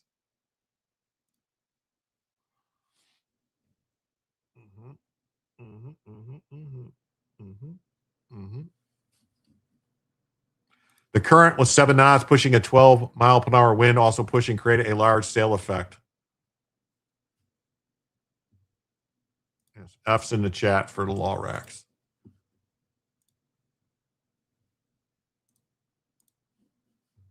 Ship operator employee involved in a deadly crash, charged with misconduct and obstruction.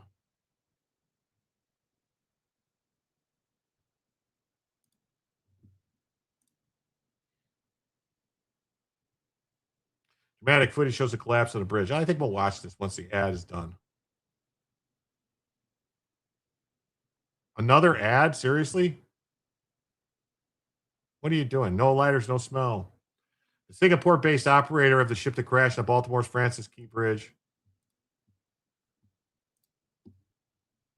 Here we go. Just watch it. There's no audio. Wow, there it hit right there. Look at it. It's hitting. See the stuff? Oh my God, it just comes crashing down. Wow.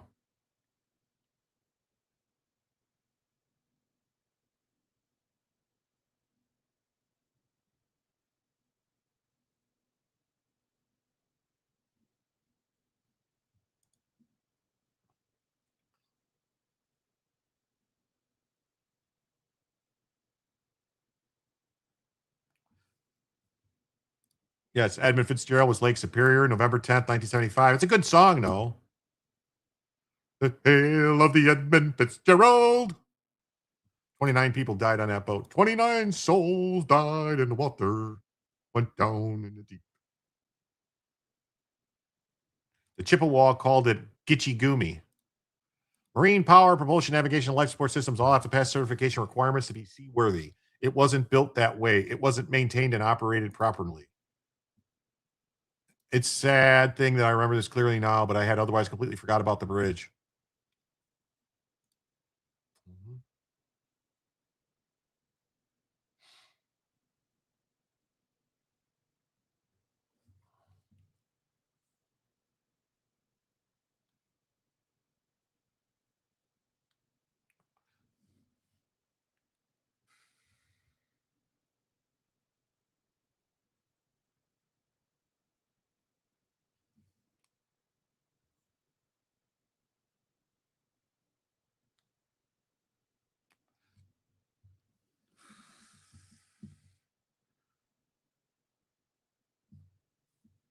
Yeah.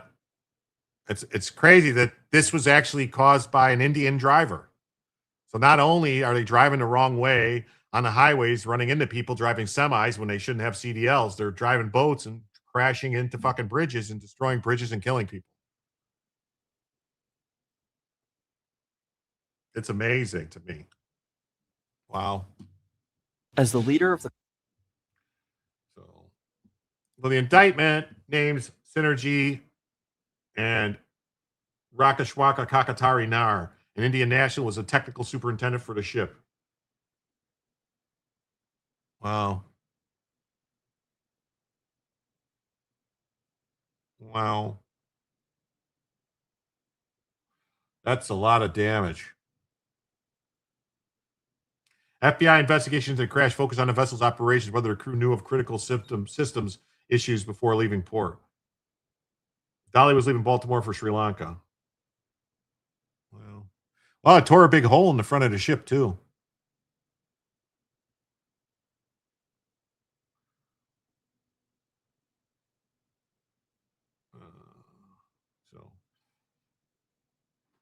So it says the Singapore flagship smashed into the Francis Scott Key in Baltimore, destroying it early Tuesday. Reportedly lost propulsion, tried to warn officials that it was going to crash.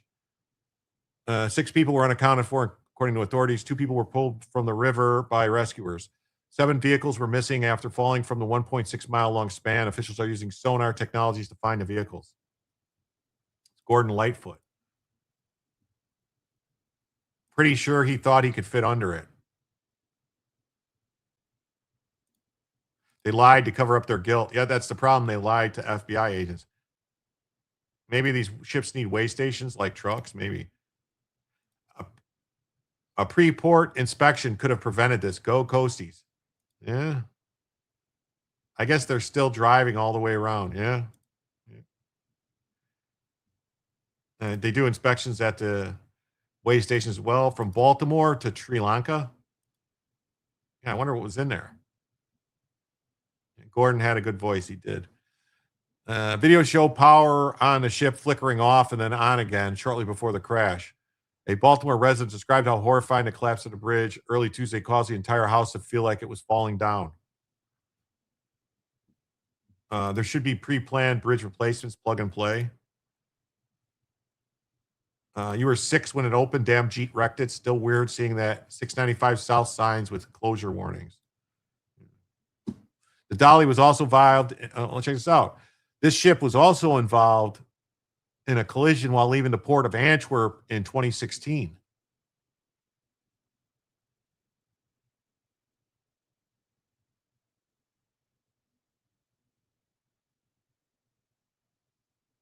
The lawsuit alleges the crash was a result of negligence, mismanagement, and reckless operation of a vessel that was not seaworthy and should have never left port. Plaintiffs include the families of the 6 construction workers who died, owners of cargo that was on the ship, local governments seeking damages.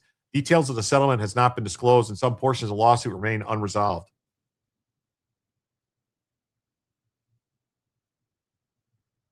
If You Could Read My Mind was Gordon Lightfoot's best song.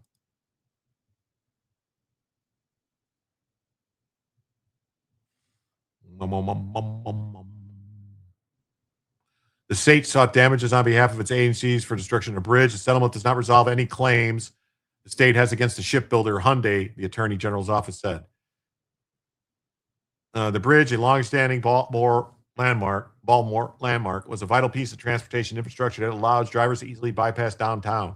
The original 1.6-mile steel span took 5 years to build and opened to traffic in 1977.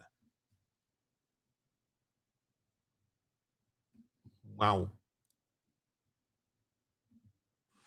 And this is what Washington, the Gateway Pundit just says, DOJ finally slaps criminal charges on Singapore shipping giant behind a deadly Baltimore Key Bridge collapse. So there's that.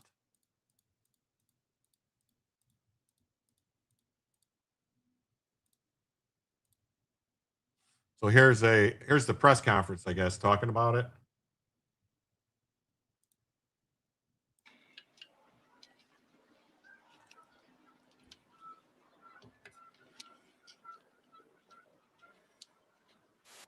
Good morning. In the early morning hours of March 26th of 2024, the motor vessel Dolly crashed into the Francis Scott Key Bridge, tragically killing 6 people and causing catastrophic damage to our region. Today, the United States unsealed an indictment charging 3 defendants, Synergy Marine Private Limited, Synergy Maritime Private Limited, and Radha Krishnan Karthik Nair with crimes related to the disaster, including conspiracy, violations of the Ports and Waterways Safety Act, misconduct or neglect of ship officers resulting in death, and obstruction, among others. At approximately 1:29 on that late March morning, the Dolly, a 900-foot container vessel, crashed into the Key Bridge, causing the death of 6 individuals working on the structure and the total destruction of the bridge. This resulted in a downed bridge that obstructed the channel and shut down the Port of Baltimore. The port did not fully reopen until June of 2024, more than 2 months after the crash. And although reconstruction of the bridge is ongoing, the state of Maryland does not expect it to be completed until 2030. In the meantime, Maryland residents and commuters remain unable to use a portion of the eastern span of I-695. As alleged in the indictment, the Dolly struck the Key Bridge because it lost power twice in a 4-minute period of time prior to striking the bridge. The first power loss was likely caused by a loose wire in a high voltage switchboard, but critical systems on the Dolly were designed with redundancies and automatic restart capabilities, so the Dolly quickly regained power after the first blackout. However, shortly after the vessel regained power, a second loss of power occurred. The second loss of power happened because the defendants relied on a flushing pump to supply fuel to 2 of the Dolly's generators. The flushing pump, however, did not automatically restart. Instead, it needed to be manually restarted. When the flushing pump was not restarted in time after that first blackout, the ship's 2 running generators became starved of fuel, causing a second blackout. The indictment alleges that if the Dolly had been using the proper fuel supply pumps, then the vessel would have regained power in time to safely navigate under the Key Bridge. But because the ship was using the flushing pumps, Good to know, which G-Shark, did not man. Good have to the know. redundancies, the ship did not regain power in time. As alleged in the indictment, the use of the flushing pump, a non-redundant fuel supply pump, was a hazardous condition under U.S. Coast Guard regulation and a violation of international law. The indictment further alleges that since 2020, the operators of the Dolly, Synergy Marine and Synergy Maritime, used the flushing pump as a continuous fuel supply pump on at least 3 vessels, including the Dolly, and that Synergy employees, including Karthik Nair, knew about the improper use of the flushing pump and the risks that it presented. As alleged in the indictment, Nair and others took steps to hide the use of the flushing pump on the Dolly both before and after the crash. The indictment further alleges that after the crash, Nair falsely I try told not to the black out National anymore. Transportation Safety Board that he was unaware that the Dolly was using the flushing pump. As alleged in the indictment, the government's investigation also found that Synergy employees, including its shoreside technical managers, fabricated and directed the fabrication of safety inspections and certifications related to vessel systems. Synergy later provided many of these false certifications to the NTSB and to a federal grand jury in Baltimore. I would like to thank our partners at the Environmental Crime Section in the Environment and Natural Resources Division of the United States Department of Justice for working with us on this matter. I would also like to thank our federal and state law enforcement partners who assisted in this investigation, including the FBI, the Environmental Protection Agency Criminal Investigation Division, the U.S. Coast Guard, and the Coast Guard Investigative Service. I especially want to thank the first responders who quickly cut off traffic to the Key Bridge and who engaged in rescue efforts following the elision, including the Maryland Transportation Authority, the Baltimore City Police Department, the Baltimore County Police Department, Maryland State Police, and the United States Coast Guard. I also want to note that an indictment is only an accusation. All defendants are presumed innocent until proven guilty at a trial beyond a reasonable doubt. We joined the U.S. Attorney's Office in prosecuting this important matter. The indictment alleges criminal conduct that led to the death of 6 Maryland residents, the destruction of the Key Bridge, the discharge of pollution into the Patapsco River, the closure of the Port of Baltimore, causing billions of dollars worth of damage. The catastrophic elision on March 26, 2024, occurred within the Chesapeake Bay watershed at the western edge of the bay. When the Dolly crashed into the Key Bridge, massive pieces of the bridge fell into the Patapsco River, along with vehicles, cargo containers, and other debris. The crash also resulted in the discharge of oil into the water. Following the laws for the safe operation of commercial vessels is essential to doing business in our nation's ports, especially the Port of Baltimore on the Chesapeake Bay, our nation's largest estuary. We enforce these laws to protect the public from disasters like the one that brought us here today. The indictment we've unsealed today alleges that Synergy and its employees, including Karthik Nair, broke the law in ways that caused this tragedy. The Dolly twice lost power in the early hours of March 26, 2024. Without power, it could not safely navigate the bridge. The first power outage was likely caused by a loose wire. Although the Dolly restarted, we allege that the second outage prevented the Dolly from being able to avoid the bridge. We allege that that second outage resulted from the Dolly's use of an unapproved flushing pump in the fuel oil supply system. That unapproved flushing pump was a problem because it did not automatically restart after the first outage. We allege that Synergy knew about the improper use of the flushing pump on the Dolly and on other Synergy vessels, and willfully failed to notify the Coast Guard of this hazardous condition. We allege that the possibility of such a catastrophic power failure should have been no surprise to Synergy. In fact, the Dolly experienced 2 blackouts at port the day before the elision. And we allege that Synergy's employees didn't investigate or report those blackouts as the law requires. We also allege that the defendants provided false documents and false statements to the NTSB during its investigation. In the time since the crash, the initial economic fallout has continued to expand. The Key Bridge carried about 12 million vehicles annually.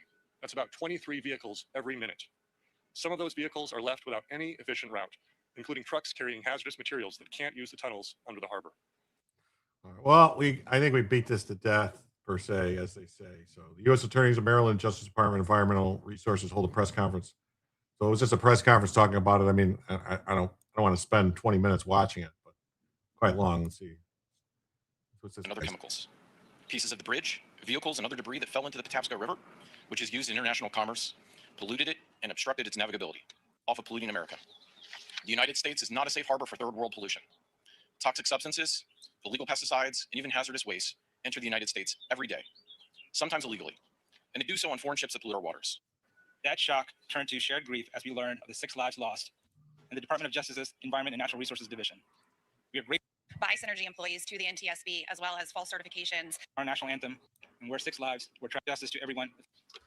Hello, Tom Costello with NBC News. Do you believe that the ship operators... Sorry, I'll do that again. Hi, Tom Costello with NBC News. You believe that the ship operators and you believe that the superintendent deliberately misled the NTSB and the FBI. And do you believe other ship operators right now may also be skirting the safety laws of this country? So yes, as alleged in the indictment, there are obstruction of agency proceeding and false statement charges related to statements made by Synergy employees to the NTSB, as well as false certifications related to safety inspections. As for your second, we certainly hope that folks in the shipping industry will take note of this. Thanks, Jason. Great to have you here. If there are any other investigations ongoing, I'm not able to comment. Yes. Hi, I'm Hayes Gardner with the Baltimore Banner. Is Nair or anyone else from Synergy in custody? And if so, what was the extradition process like? We currently believe that Mr. Nair is located in India. Yes. Oh. Have to see if India's going to give them up. Fox News. Just to follow up on that, do you think you can get Nair to face justice on U.S. soil? We are going to enforce and use all of our available law enforcement tools to attempt to do just that. And given litigation and other pending factors, do you think this 2030 reopen date will hold? I'm not able to comment on that. That was something I would refer over to the state. Yes, sir. Oh, sorry. wherever the mic goes. Campbell Roberts from the New York Times. Does the settlement that was reached to the civil side of the DOJ, could that be affected by the findings of fraud or obstruction or other things that would have misled authorities about what actually happened? We view that settlement as separate. The individuals here were not involved in that specific settlement, so I won't comment directly on that, but we do view them as separate and unrelated to the criminal investigation as of this time. Yes. Hi, Scott Massioni with WYPR News. Would there be a possibility of having reparation type Reparations? given at the end of this if they are found guilty in a criminal court? And then also, is there Restitution, not reparations. Restitution. Certainly. So we'll lay out more details in the upcoming press release as to the specific maximum sentence. What I will say for the corporate individuals, there is a possibility of a fine that would be twice the loss amount, which is currently estimated to be at least $5 billion. So that is one of the available penalties. We also, of course, will attempt to, upon conviction, if appropriate and available to us, seek restitution and or forfeiture related to any criminal conviction. Yes, ma'am. Hi, Katie Mettler with the Washington Post. The civil trial related to this case is scheduled to begin in a couple weeks. Do you have any sense of how the criminal case is going to impact or what the interplay will be between those two cases as they go to the court at the same time? I do not. That will ultimately be up to the judge overseeing the civil case, along with parties in that case. Yes, sir. Holmes from CNN. The flush pump system, is that installed because it is a cheaper system? Was there an issue with the original system, or was that just intentional? What was the reason behind the flush pump, I guess? So as alleged in the indictment, I'll stick to the four corners of the indictment as much as I can, there was the availability of the fuel supply that was approved and within international law. However, the ship operators, the defendants, elected to use the flushing pump instead. I'll leave it at that for now, given that it's an ongoing investigation and there are additional details within the indictment. Yes, sir, up front. Hey there, Gary Grunback with NBC News. Have you had an opportunity to inform the victims' families of this development, and what was their reaction?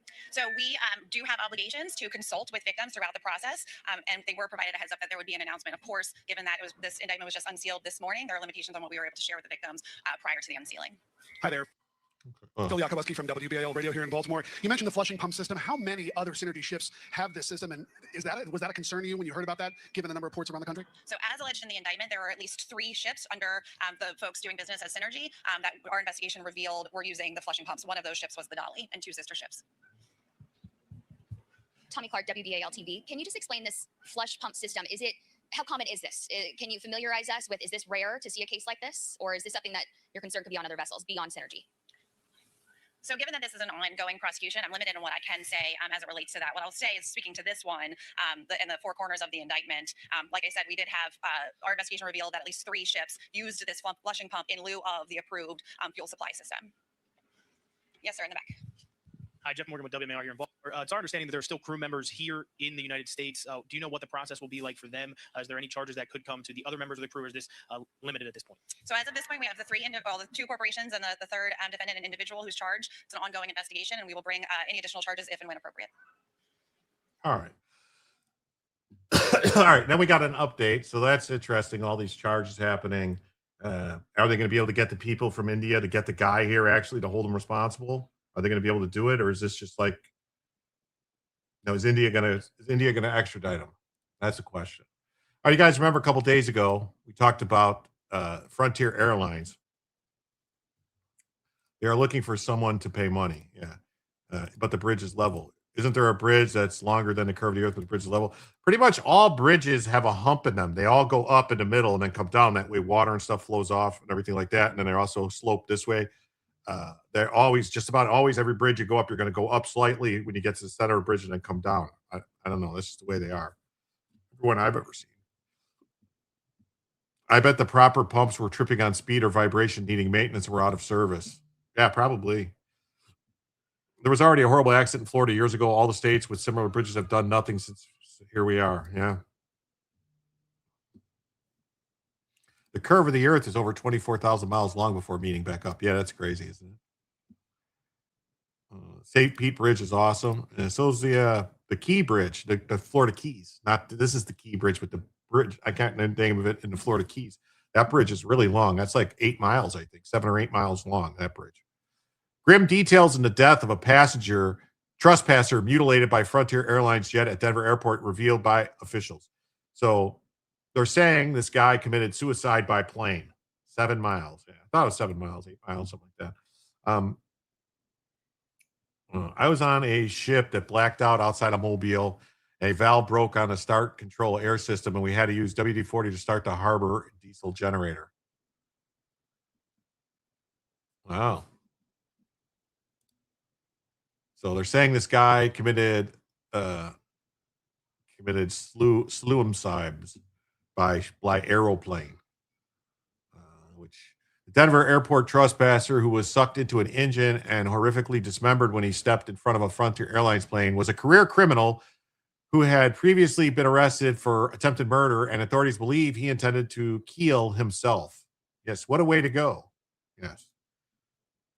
Yeah, they say, go big or go home. He decided to go big. Real big. Warning, distressing content. Shocking surveillance video shows the passenger walking in front of the plane. The plane's going to come flying fast because it's going like 300 miles an hour. Yes, right there. Yeah.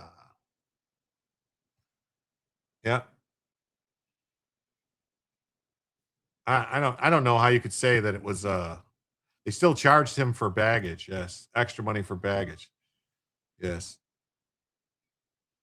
It was quick. Yeah. Yes. He didn't care if he harmed others in the process. Yeah. Passenger. Does it say passenger? Can this Vapo Rub?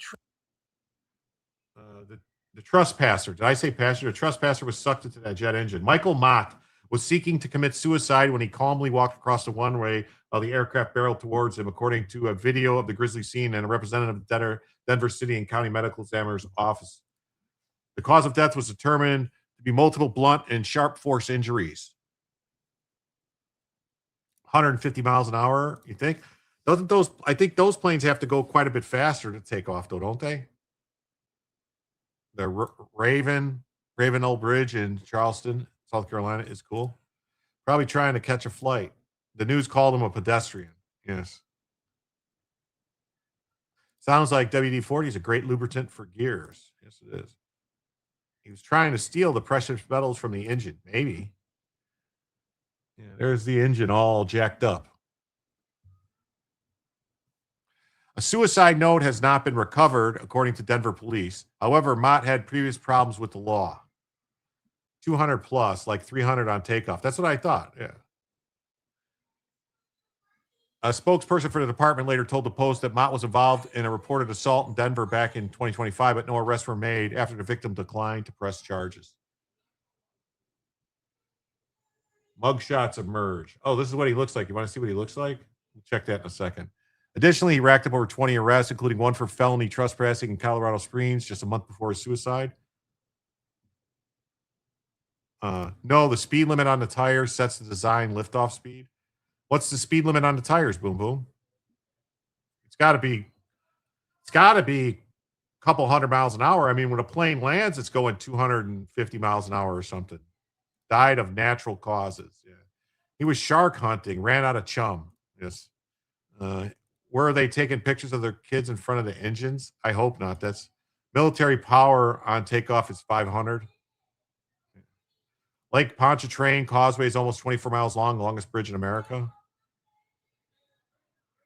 You mean he looked like chum? Many of his arrests were violent crimes, including attempted murder using a gun in 2005, for which he received 6 years. He only got attempted murder with a gun. He got 6 years only. What is going on? 6 murders, 6 years for attempted murder after pleading down to assault causing bodily injury with a deadly weapon. Wow. Felony menacing in 2010, second-degree burglary in 2016, felony assault on a peace officer in 2020. Captain Steve said the plane was probably doing about 120. In 2017, he attempted to escape prison. His other violations began when he was 17, including DUI, hit and run, trespassing, resisting arrest. Airbus A321 reaches its takeoff safety speed V2 at approximately 160 knots indicated airspeed.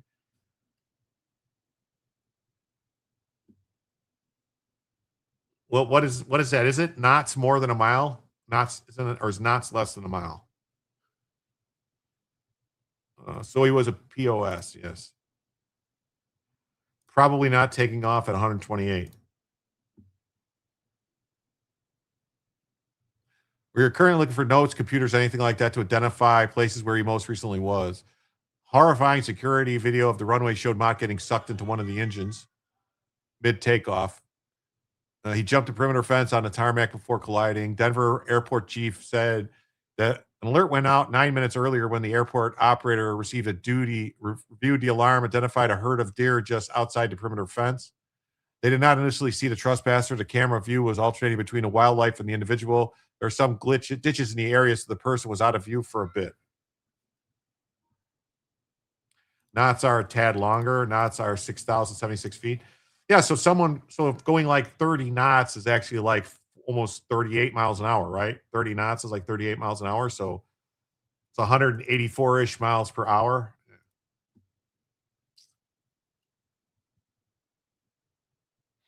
It took approximately 15 seconds for the person to jump over the 8-foot fence topped with barbed wire. The time between climbing the fence and being sucked in by the plane again was approximately 2 minutes. Thomas said it wasn't the first time someone jumped the airport's fence, but all of them in the past were apprehended very, very quickly. Denver Airport's is largest in the nation by area, spanning 54 square miles. Wow.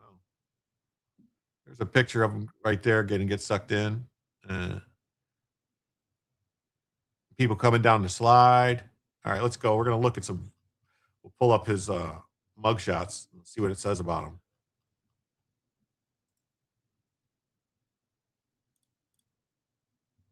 Denver Airport Trustman Michael Mott's criminal past revealed.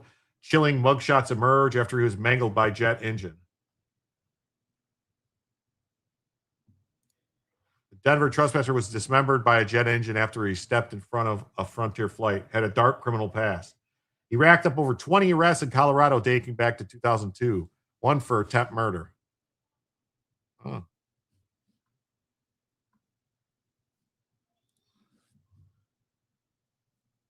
Motion sensors. It was in the article's picture.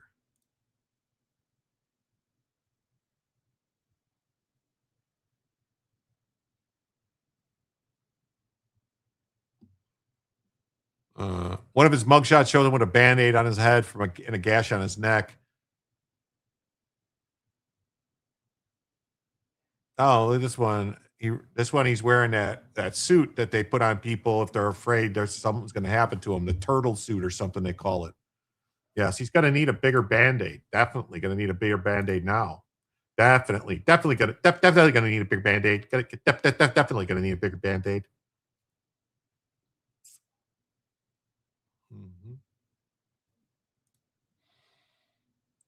So we read through all that. There he is. Oh, wow. Between the felonies, Mott, who routinely skipped out of scheduled court dates, was nabbed for driving under the influence, hit and run. Suicide note's not been recovered. Denver police are still looking for one.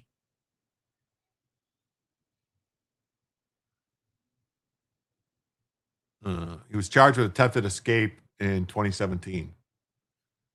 His eyes look very weird, like a solid color.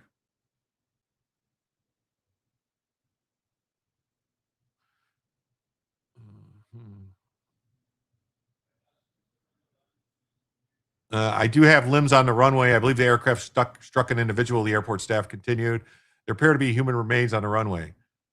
Washington said safety at airports number one priority. Safety at the airport's number one priority, and we need to do better improvements to make sure that are made very, very quickly. Improvements made very, very quickly. Same thing here. From local news: man hit by a Frontier jet died by suicide. Denver Airport security missed trespasser who was killed by plane.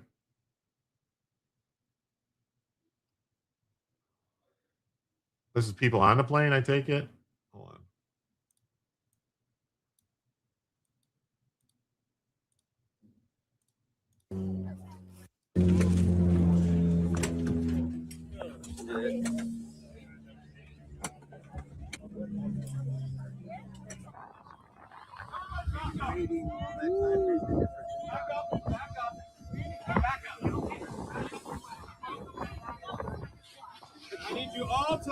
That's cold-blooded. Clean up on aisle 9. Brian was a crew chief on F-16s and for the F-7s. You like Pilot Steve? Yeah, he's a good guy. Guys wearing masks. Yeah, it's weird, right? It's weird. It's just weird. So this is terrible. So security breach was initially missed because they were looking at a herd of deer. Interesting.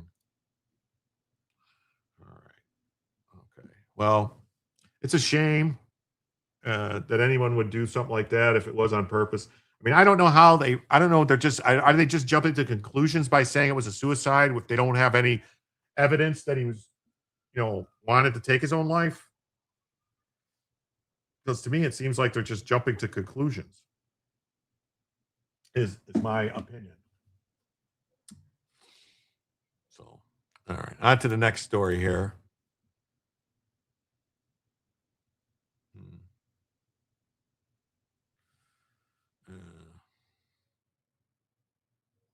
Clean up on aisle 4 to 23 is more like it. It is unlikely he knew he would get sucked in. Why else would he do that? I don't know. Maybe he was just running across. Maybe he didn't think the plane. Maybe he thought the plane was further away from him. I mean, it's hard to know how fast something's going. You see it so far away. You don't realize, people get hit by cars all the time because they see a car and they think the car is going 40 miles an hour, but the car is actually going 80, 90 miles an hour and they get hit by the car. It happens all the time. People don't realize how fast it's going to make that distance. So then all of a sudden when they realize it, it's too late. Maybe that happened. I don't know. Just saying. I don't know. So a new report came out for the sickening true scale of Hamas's sexual terrorism during the October 7th massacre is revealed. Did his mom say he was a good kid yet? I don't know. Hey, look at that. We went 2 hours and 12 minutes already. We didn't hit the goal, unfortunately. We didn't hit any goals tonight. We didn't get Bellavision. We didn't get anything. But I will put Bella up there just till the rest of the show, even though, I don't know how much longer we're going to go, but we'll see what happens here. Doesn't look like we're going to make any extra hours tonight. But there's Bella. You guys can have Bella for the next 10 minutes or so of the show. Even though we missed the goal and we've already gone 2 hours and 50 minutes. That barbed wire is not flared out to keep people out. It's curved in. Oh, well, that's dumb.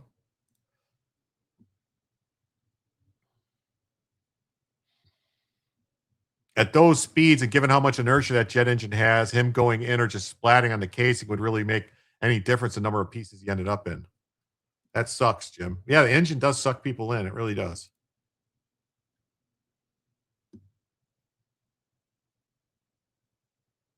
Yeah, well, there's Bella. She'll hang out for a little while. So a 2-year-long investigation uncovered widespread and systemic gang rape, sexual torture, and mutilation during the terror attacks. The stuff, remember all the people on the left in the U.S., like Hassan Piker and the other Hamas defenders, say there's no evidence that anyone was raped. A bombshell new reports uncovered the extent of Hamas's sexual terrorism carried out on the October 7th against hostages held in captivity in Gaza. The document titled Sexual Terror Unveiled, The Untold Atrocities of October 7th and Against Hostages in Captivity was shaped by a 2-year investigation by the Civil Commission. The organization analyzed more than 10,000 photos and video clips amounting to over 1,800 hours of visual material alongside more than 430 testimonies and interviews with survivors, witnesses, released hostages, experts, and family members. Denver Airport, it's America's largest, 54 square miles. That's a lot of fence. The shocking report identified 13 recurring patterns of abuse across multiple locations and phases of attacks, including gang rape, sexual torture, mutilation, post-mortem sexual abuse, sexual assaults carried out in front of relatives. In one case, Hamas terrorists forced innocent Israelis to carry out acts of sexual abuse against their own family members. What? Wait a minute. How could How could you force somebody to do that? I'm sorry. You'd have to kill me. I wouldn't do it. The probe also confirmed that sexual and gender-based violence was a central component of the attacks. Perpetrators took images and videos of themselves carrying out their crimes, sending them to relatives of their victims and circulating across social media platforms. The report found that digital documentation of the brutality has prolonged trauma suffered by victims and hindered their rehabilitation in the aftermath of the atrocities.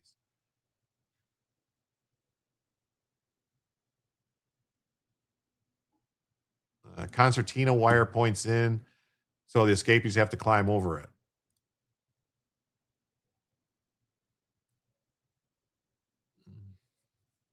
Based on evidence, the Civil Commission concluded that acts committed by Hamas terrorists constituted war crimes, crimes against humanity, and genocidal acts under international law.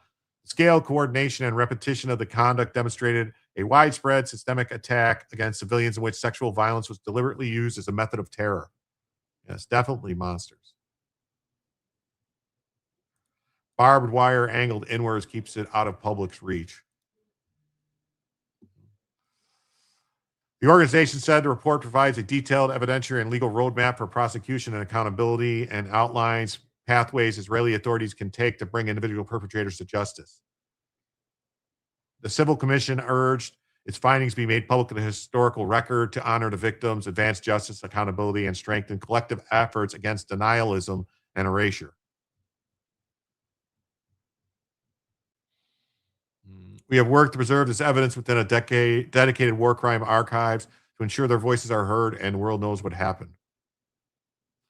The report reveals that sexual violence was deliberate strategy carried out with exceptional cruelty. Now is the time to act, to confront the truth, and ensure it's heard. We cannot prevent future atrocities if we ignore, deny, question, or look away from them. Like, I don't understand why, and maybe I'm just stupid, but when they have these meetings out in public like this, when they're all out there like this, standing around with their bandanas on and their guns, why don't they just take care of it? You know, they're out there in the public. You could see them with satellites and drones and stuff. So why wouldn't you just take care of business when they're out here like this?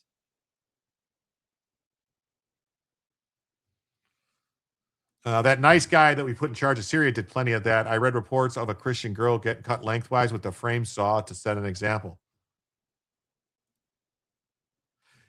Yeah, that's some messed up stuff. That guy, I think, is only in there because I think he was one of the guys that was working with the CIA. Honestly, I do. He was one of the guys that was part of Operation Timber Sycamore that was getting the weapons from Libya that the CIA was bringing in. He did a construction at the FedMed and saw a bird impaled on the razor wire. Wow. Yeah. First on CNN, new report details systemic rape and sexual violence during Hamas October 7th attack.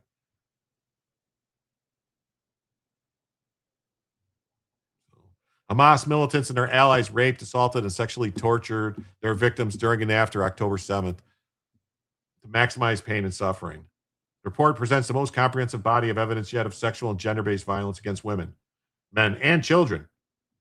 Most important finding is the fact that sexual violence on October 7th and against hostage and captivity has been calculated strategy by Hamas. The report includes firsthand testimonies from more than 10 survivors who endured extreme sexual violence and sexual abuse during the attack, their abduction, and while held in captivity in Gaza. Some of them, former hostages, Romy Gonin, Ram Brozlovsky, isn't that, wait a minute, isn't that Kyle Brozlovsky? Isn't that guy from South Park? Arbel Yehud, Amit Susanan, Ilana Gratuski, and others have spoken publicly about their ordeal. Other victims have only shared their experiences confidentially with experts.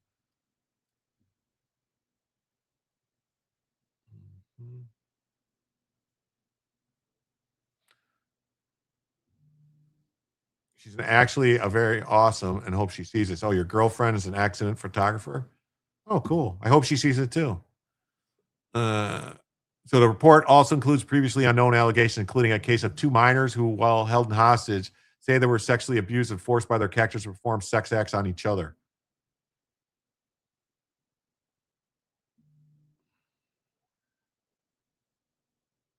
I don't know. I'm torn between wood chipper and jet engine. Maybe jet engine.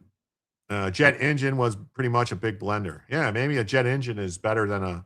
Although a wood chipper you could turn on real slow and just put them in real slow, like slowly lower them in, maybe to get the same, to get the feet first effect. I heard one rape when they were passing her around. She was probably injured, judging by her screaming you've never heard anywhere. Their account is corroborated by another survivor, according to a report. At least 6 other incidents of people directly witnessing rapes and gang rapes outlined in a report. The report was publicly endorsed by a number of high-profile experts and campaigners, including Sheryl Sandberg and Hillary Clinton. So the Democrats are supporting this. Grass clippings, yes. Grass clippings were good.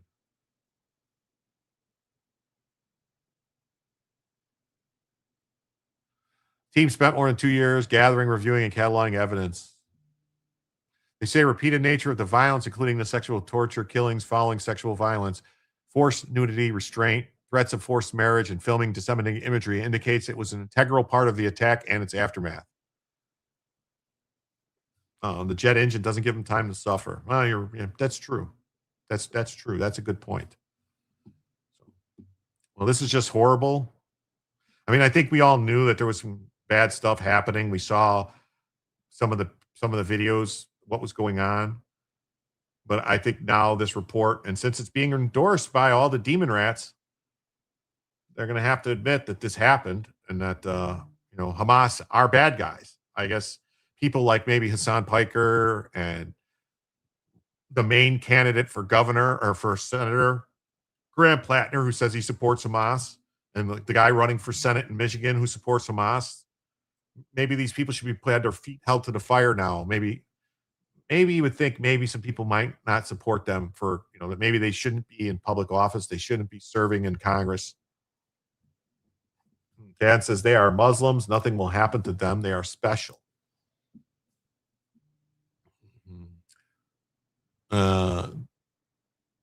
So they mutilated the victims' intimate organs. They burned their genitals, creating such pain and suffering that will be remembered for generations to come. Well, that's horrible. The issue of gender violence has become heavily politicized, partly because some accounts of horrific violence shared by officials immediately after attack were later found to be false. The counter potential deniers said every piece of evidence, including the report, had been carefully cross-referenced. Each case cited has been corroborated by witnesses. She said the team behind the report comprised some 25 experts.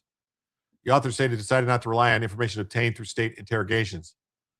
Hamas was repeatedly denied sexual and gender-based violence took place during their attacks.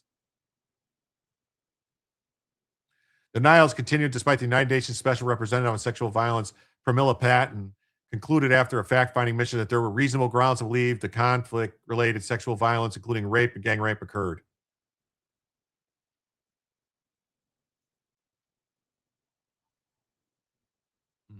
The Association of Rape Crisis, an independent group of researchers known as the Dinah Project and various nationals. The new report goes further, calling the violence systemic and calculated. Some Israel's critics deny it took place and accuse Israel of using the allegation as excuse for its war in Gaza. More than 72,000 Palestinians have been killed since the war began 2.5 years ago. Those who question the allegations homed in on an absence of firsthand testimonies from victims immediately after the attacks. Israeli authorities say it's because many of them were murdered on October 7th. Old West American Indians came up with some pretty creative stuff. Oh, yeah, the whole thing where they bury people in honey and stuff and let the fire ants basically eat them to death till they died. They had all types of stuff. They would, peel pieces of, flay people, pieces of skin off of them, stuff like that.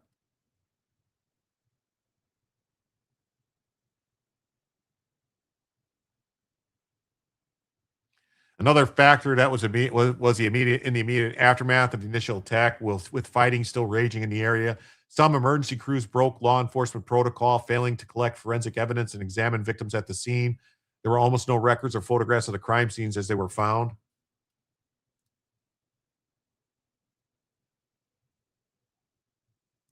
You love Louis L'Amour? Within days of the attacks, emergency workers were still recovering bodies. They brought journalists, including CNN, to some of the sites. Access was nearly unlimited, with dozens of people allowed to walk through crime scenes. Well, that was dumb. I mean, I guess they probably weren't going to prosecute people. So, yeah. So that's horrible.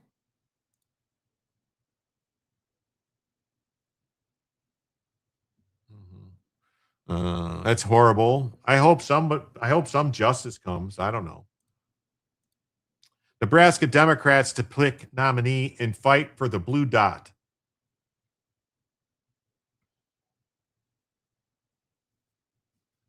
Oh, that's a song.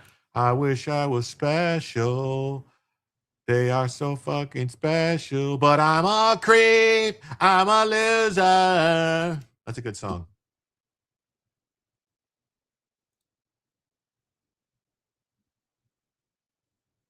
Six months before an election, if there's not enough reason to vote, the president's stripping away our health care for millions of Americans, seeing rural hospitals close. If there's not enough reason to vote, your prices skyrocketing, interest rates up. If there's not enough reason to vote, prioritizing ballrooms over people's child care and health care. Senator Cory Booker is calling on the DNC to release its autopsy of the failed 2024 Harris campaign.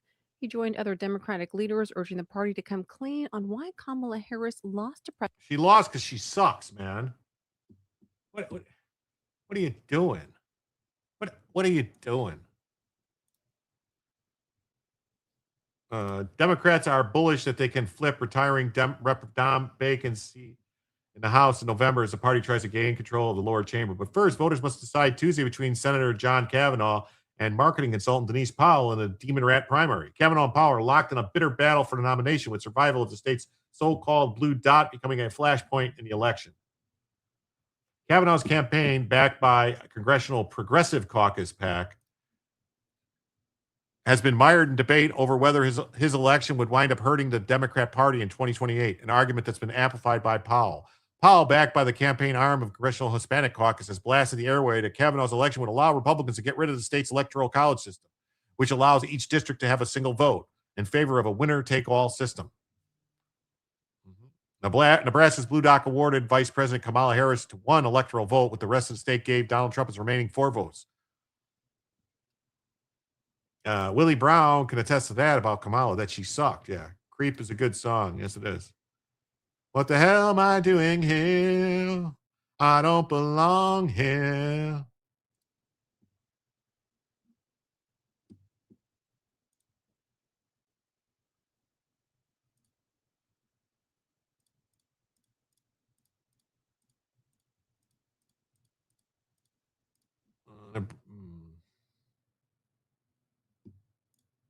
Why is this in Spanish?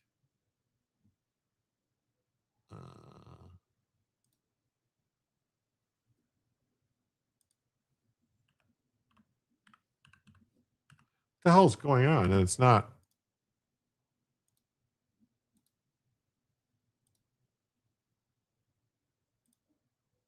Why is it not translating my fucking page? What is going on here? This is ridiculous.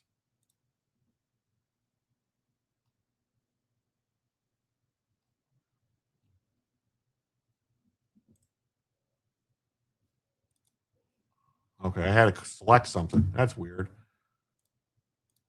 Nebraska holds blue primary elections, and the distinctive blue dot is at the center of the debate.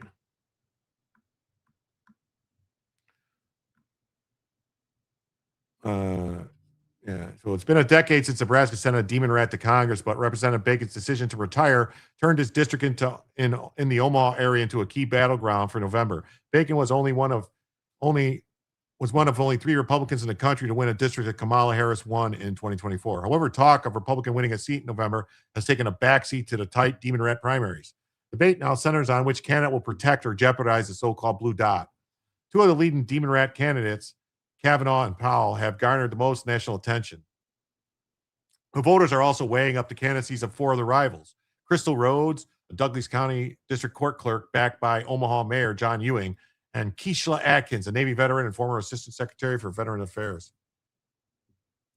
Jim, this is turning into a scary bedtime story, just saying.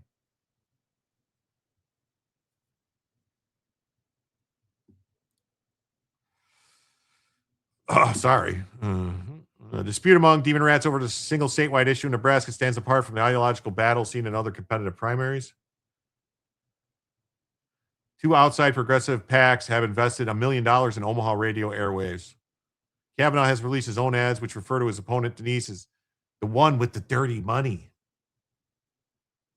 Nebraska and Maine are only two states in the country that divide electoral college votes by congressional district instead of using the statewide winner-take-all system. Under this system, the statewide winner receives 2 electoral votes, and the remaining votes are distributed one to each candidate who received the most votes in each district. Trump won Nebraska's 5 electoral votes in 2016, but only secured 4 in 2020 and 2024. Triggering a potential 269 tie in the college, Trump and his allies made a final attempt to change Nebraska a law. They failed, but it proved irrelevant as Trump defeated Harris 312 to 226. So that's what's going on. Run. That's what's going on now in Nebraska. Nebraska.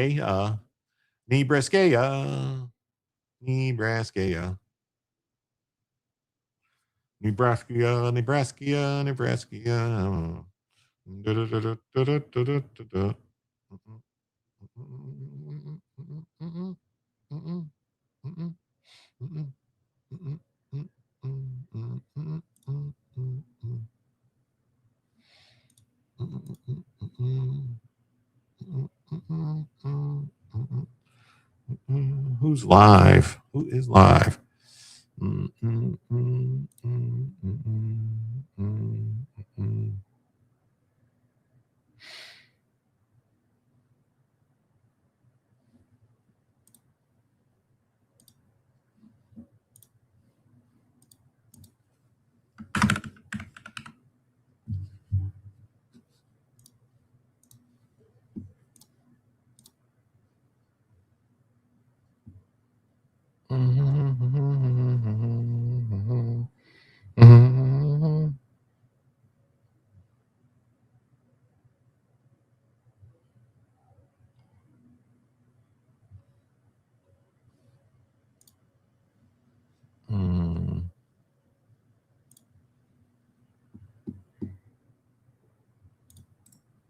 All right, everybody.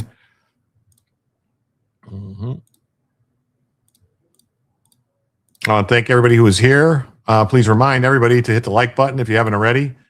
If you haven't subscribed, please subscribe to the channel. And those barbarians raped women and strangled toddlers. Yes, they did.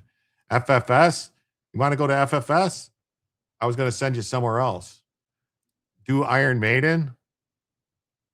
Run to the hills. Ba-da, ba-da, run for your life. Looks like he's at 31 flavors. Yeah. Love you all. Good night. You guys want to go FFS? They're just talking about Lean. I was going to send you to someone else that's talking about some other stuff. Just say hi to these guys. Go over there and tell them what's up. Please come back tomorrow for Jim to tell you the news. 7 o'clock. Be there or be square. I'm going to send you over to Frames and Ribbon to see my good friend Derek and Julio Scissors. They're talking about some other stuff. Go over there, say hi, scare them because they only got like 3 people watching. So if you all go over there, pile into their chat and say what's up, they'll freak out. They'll really freak out. So head over there.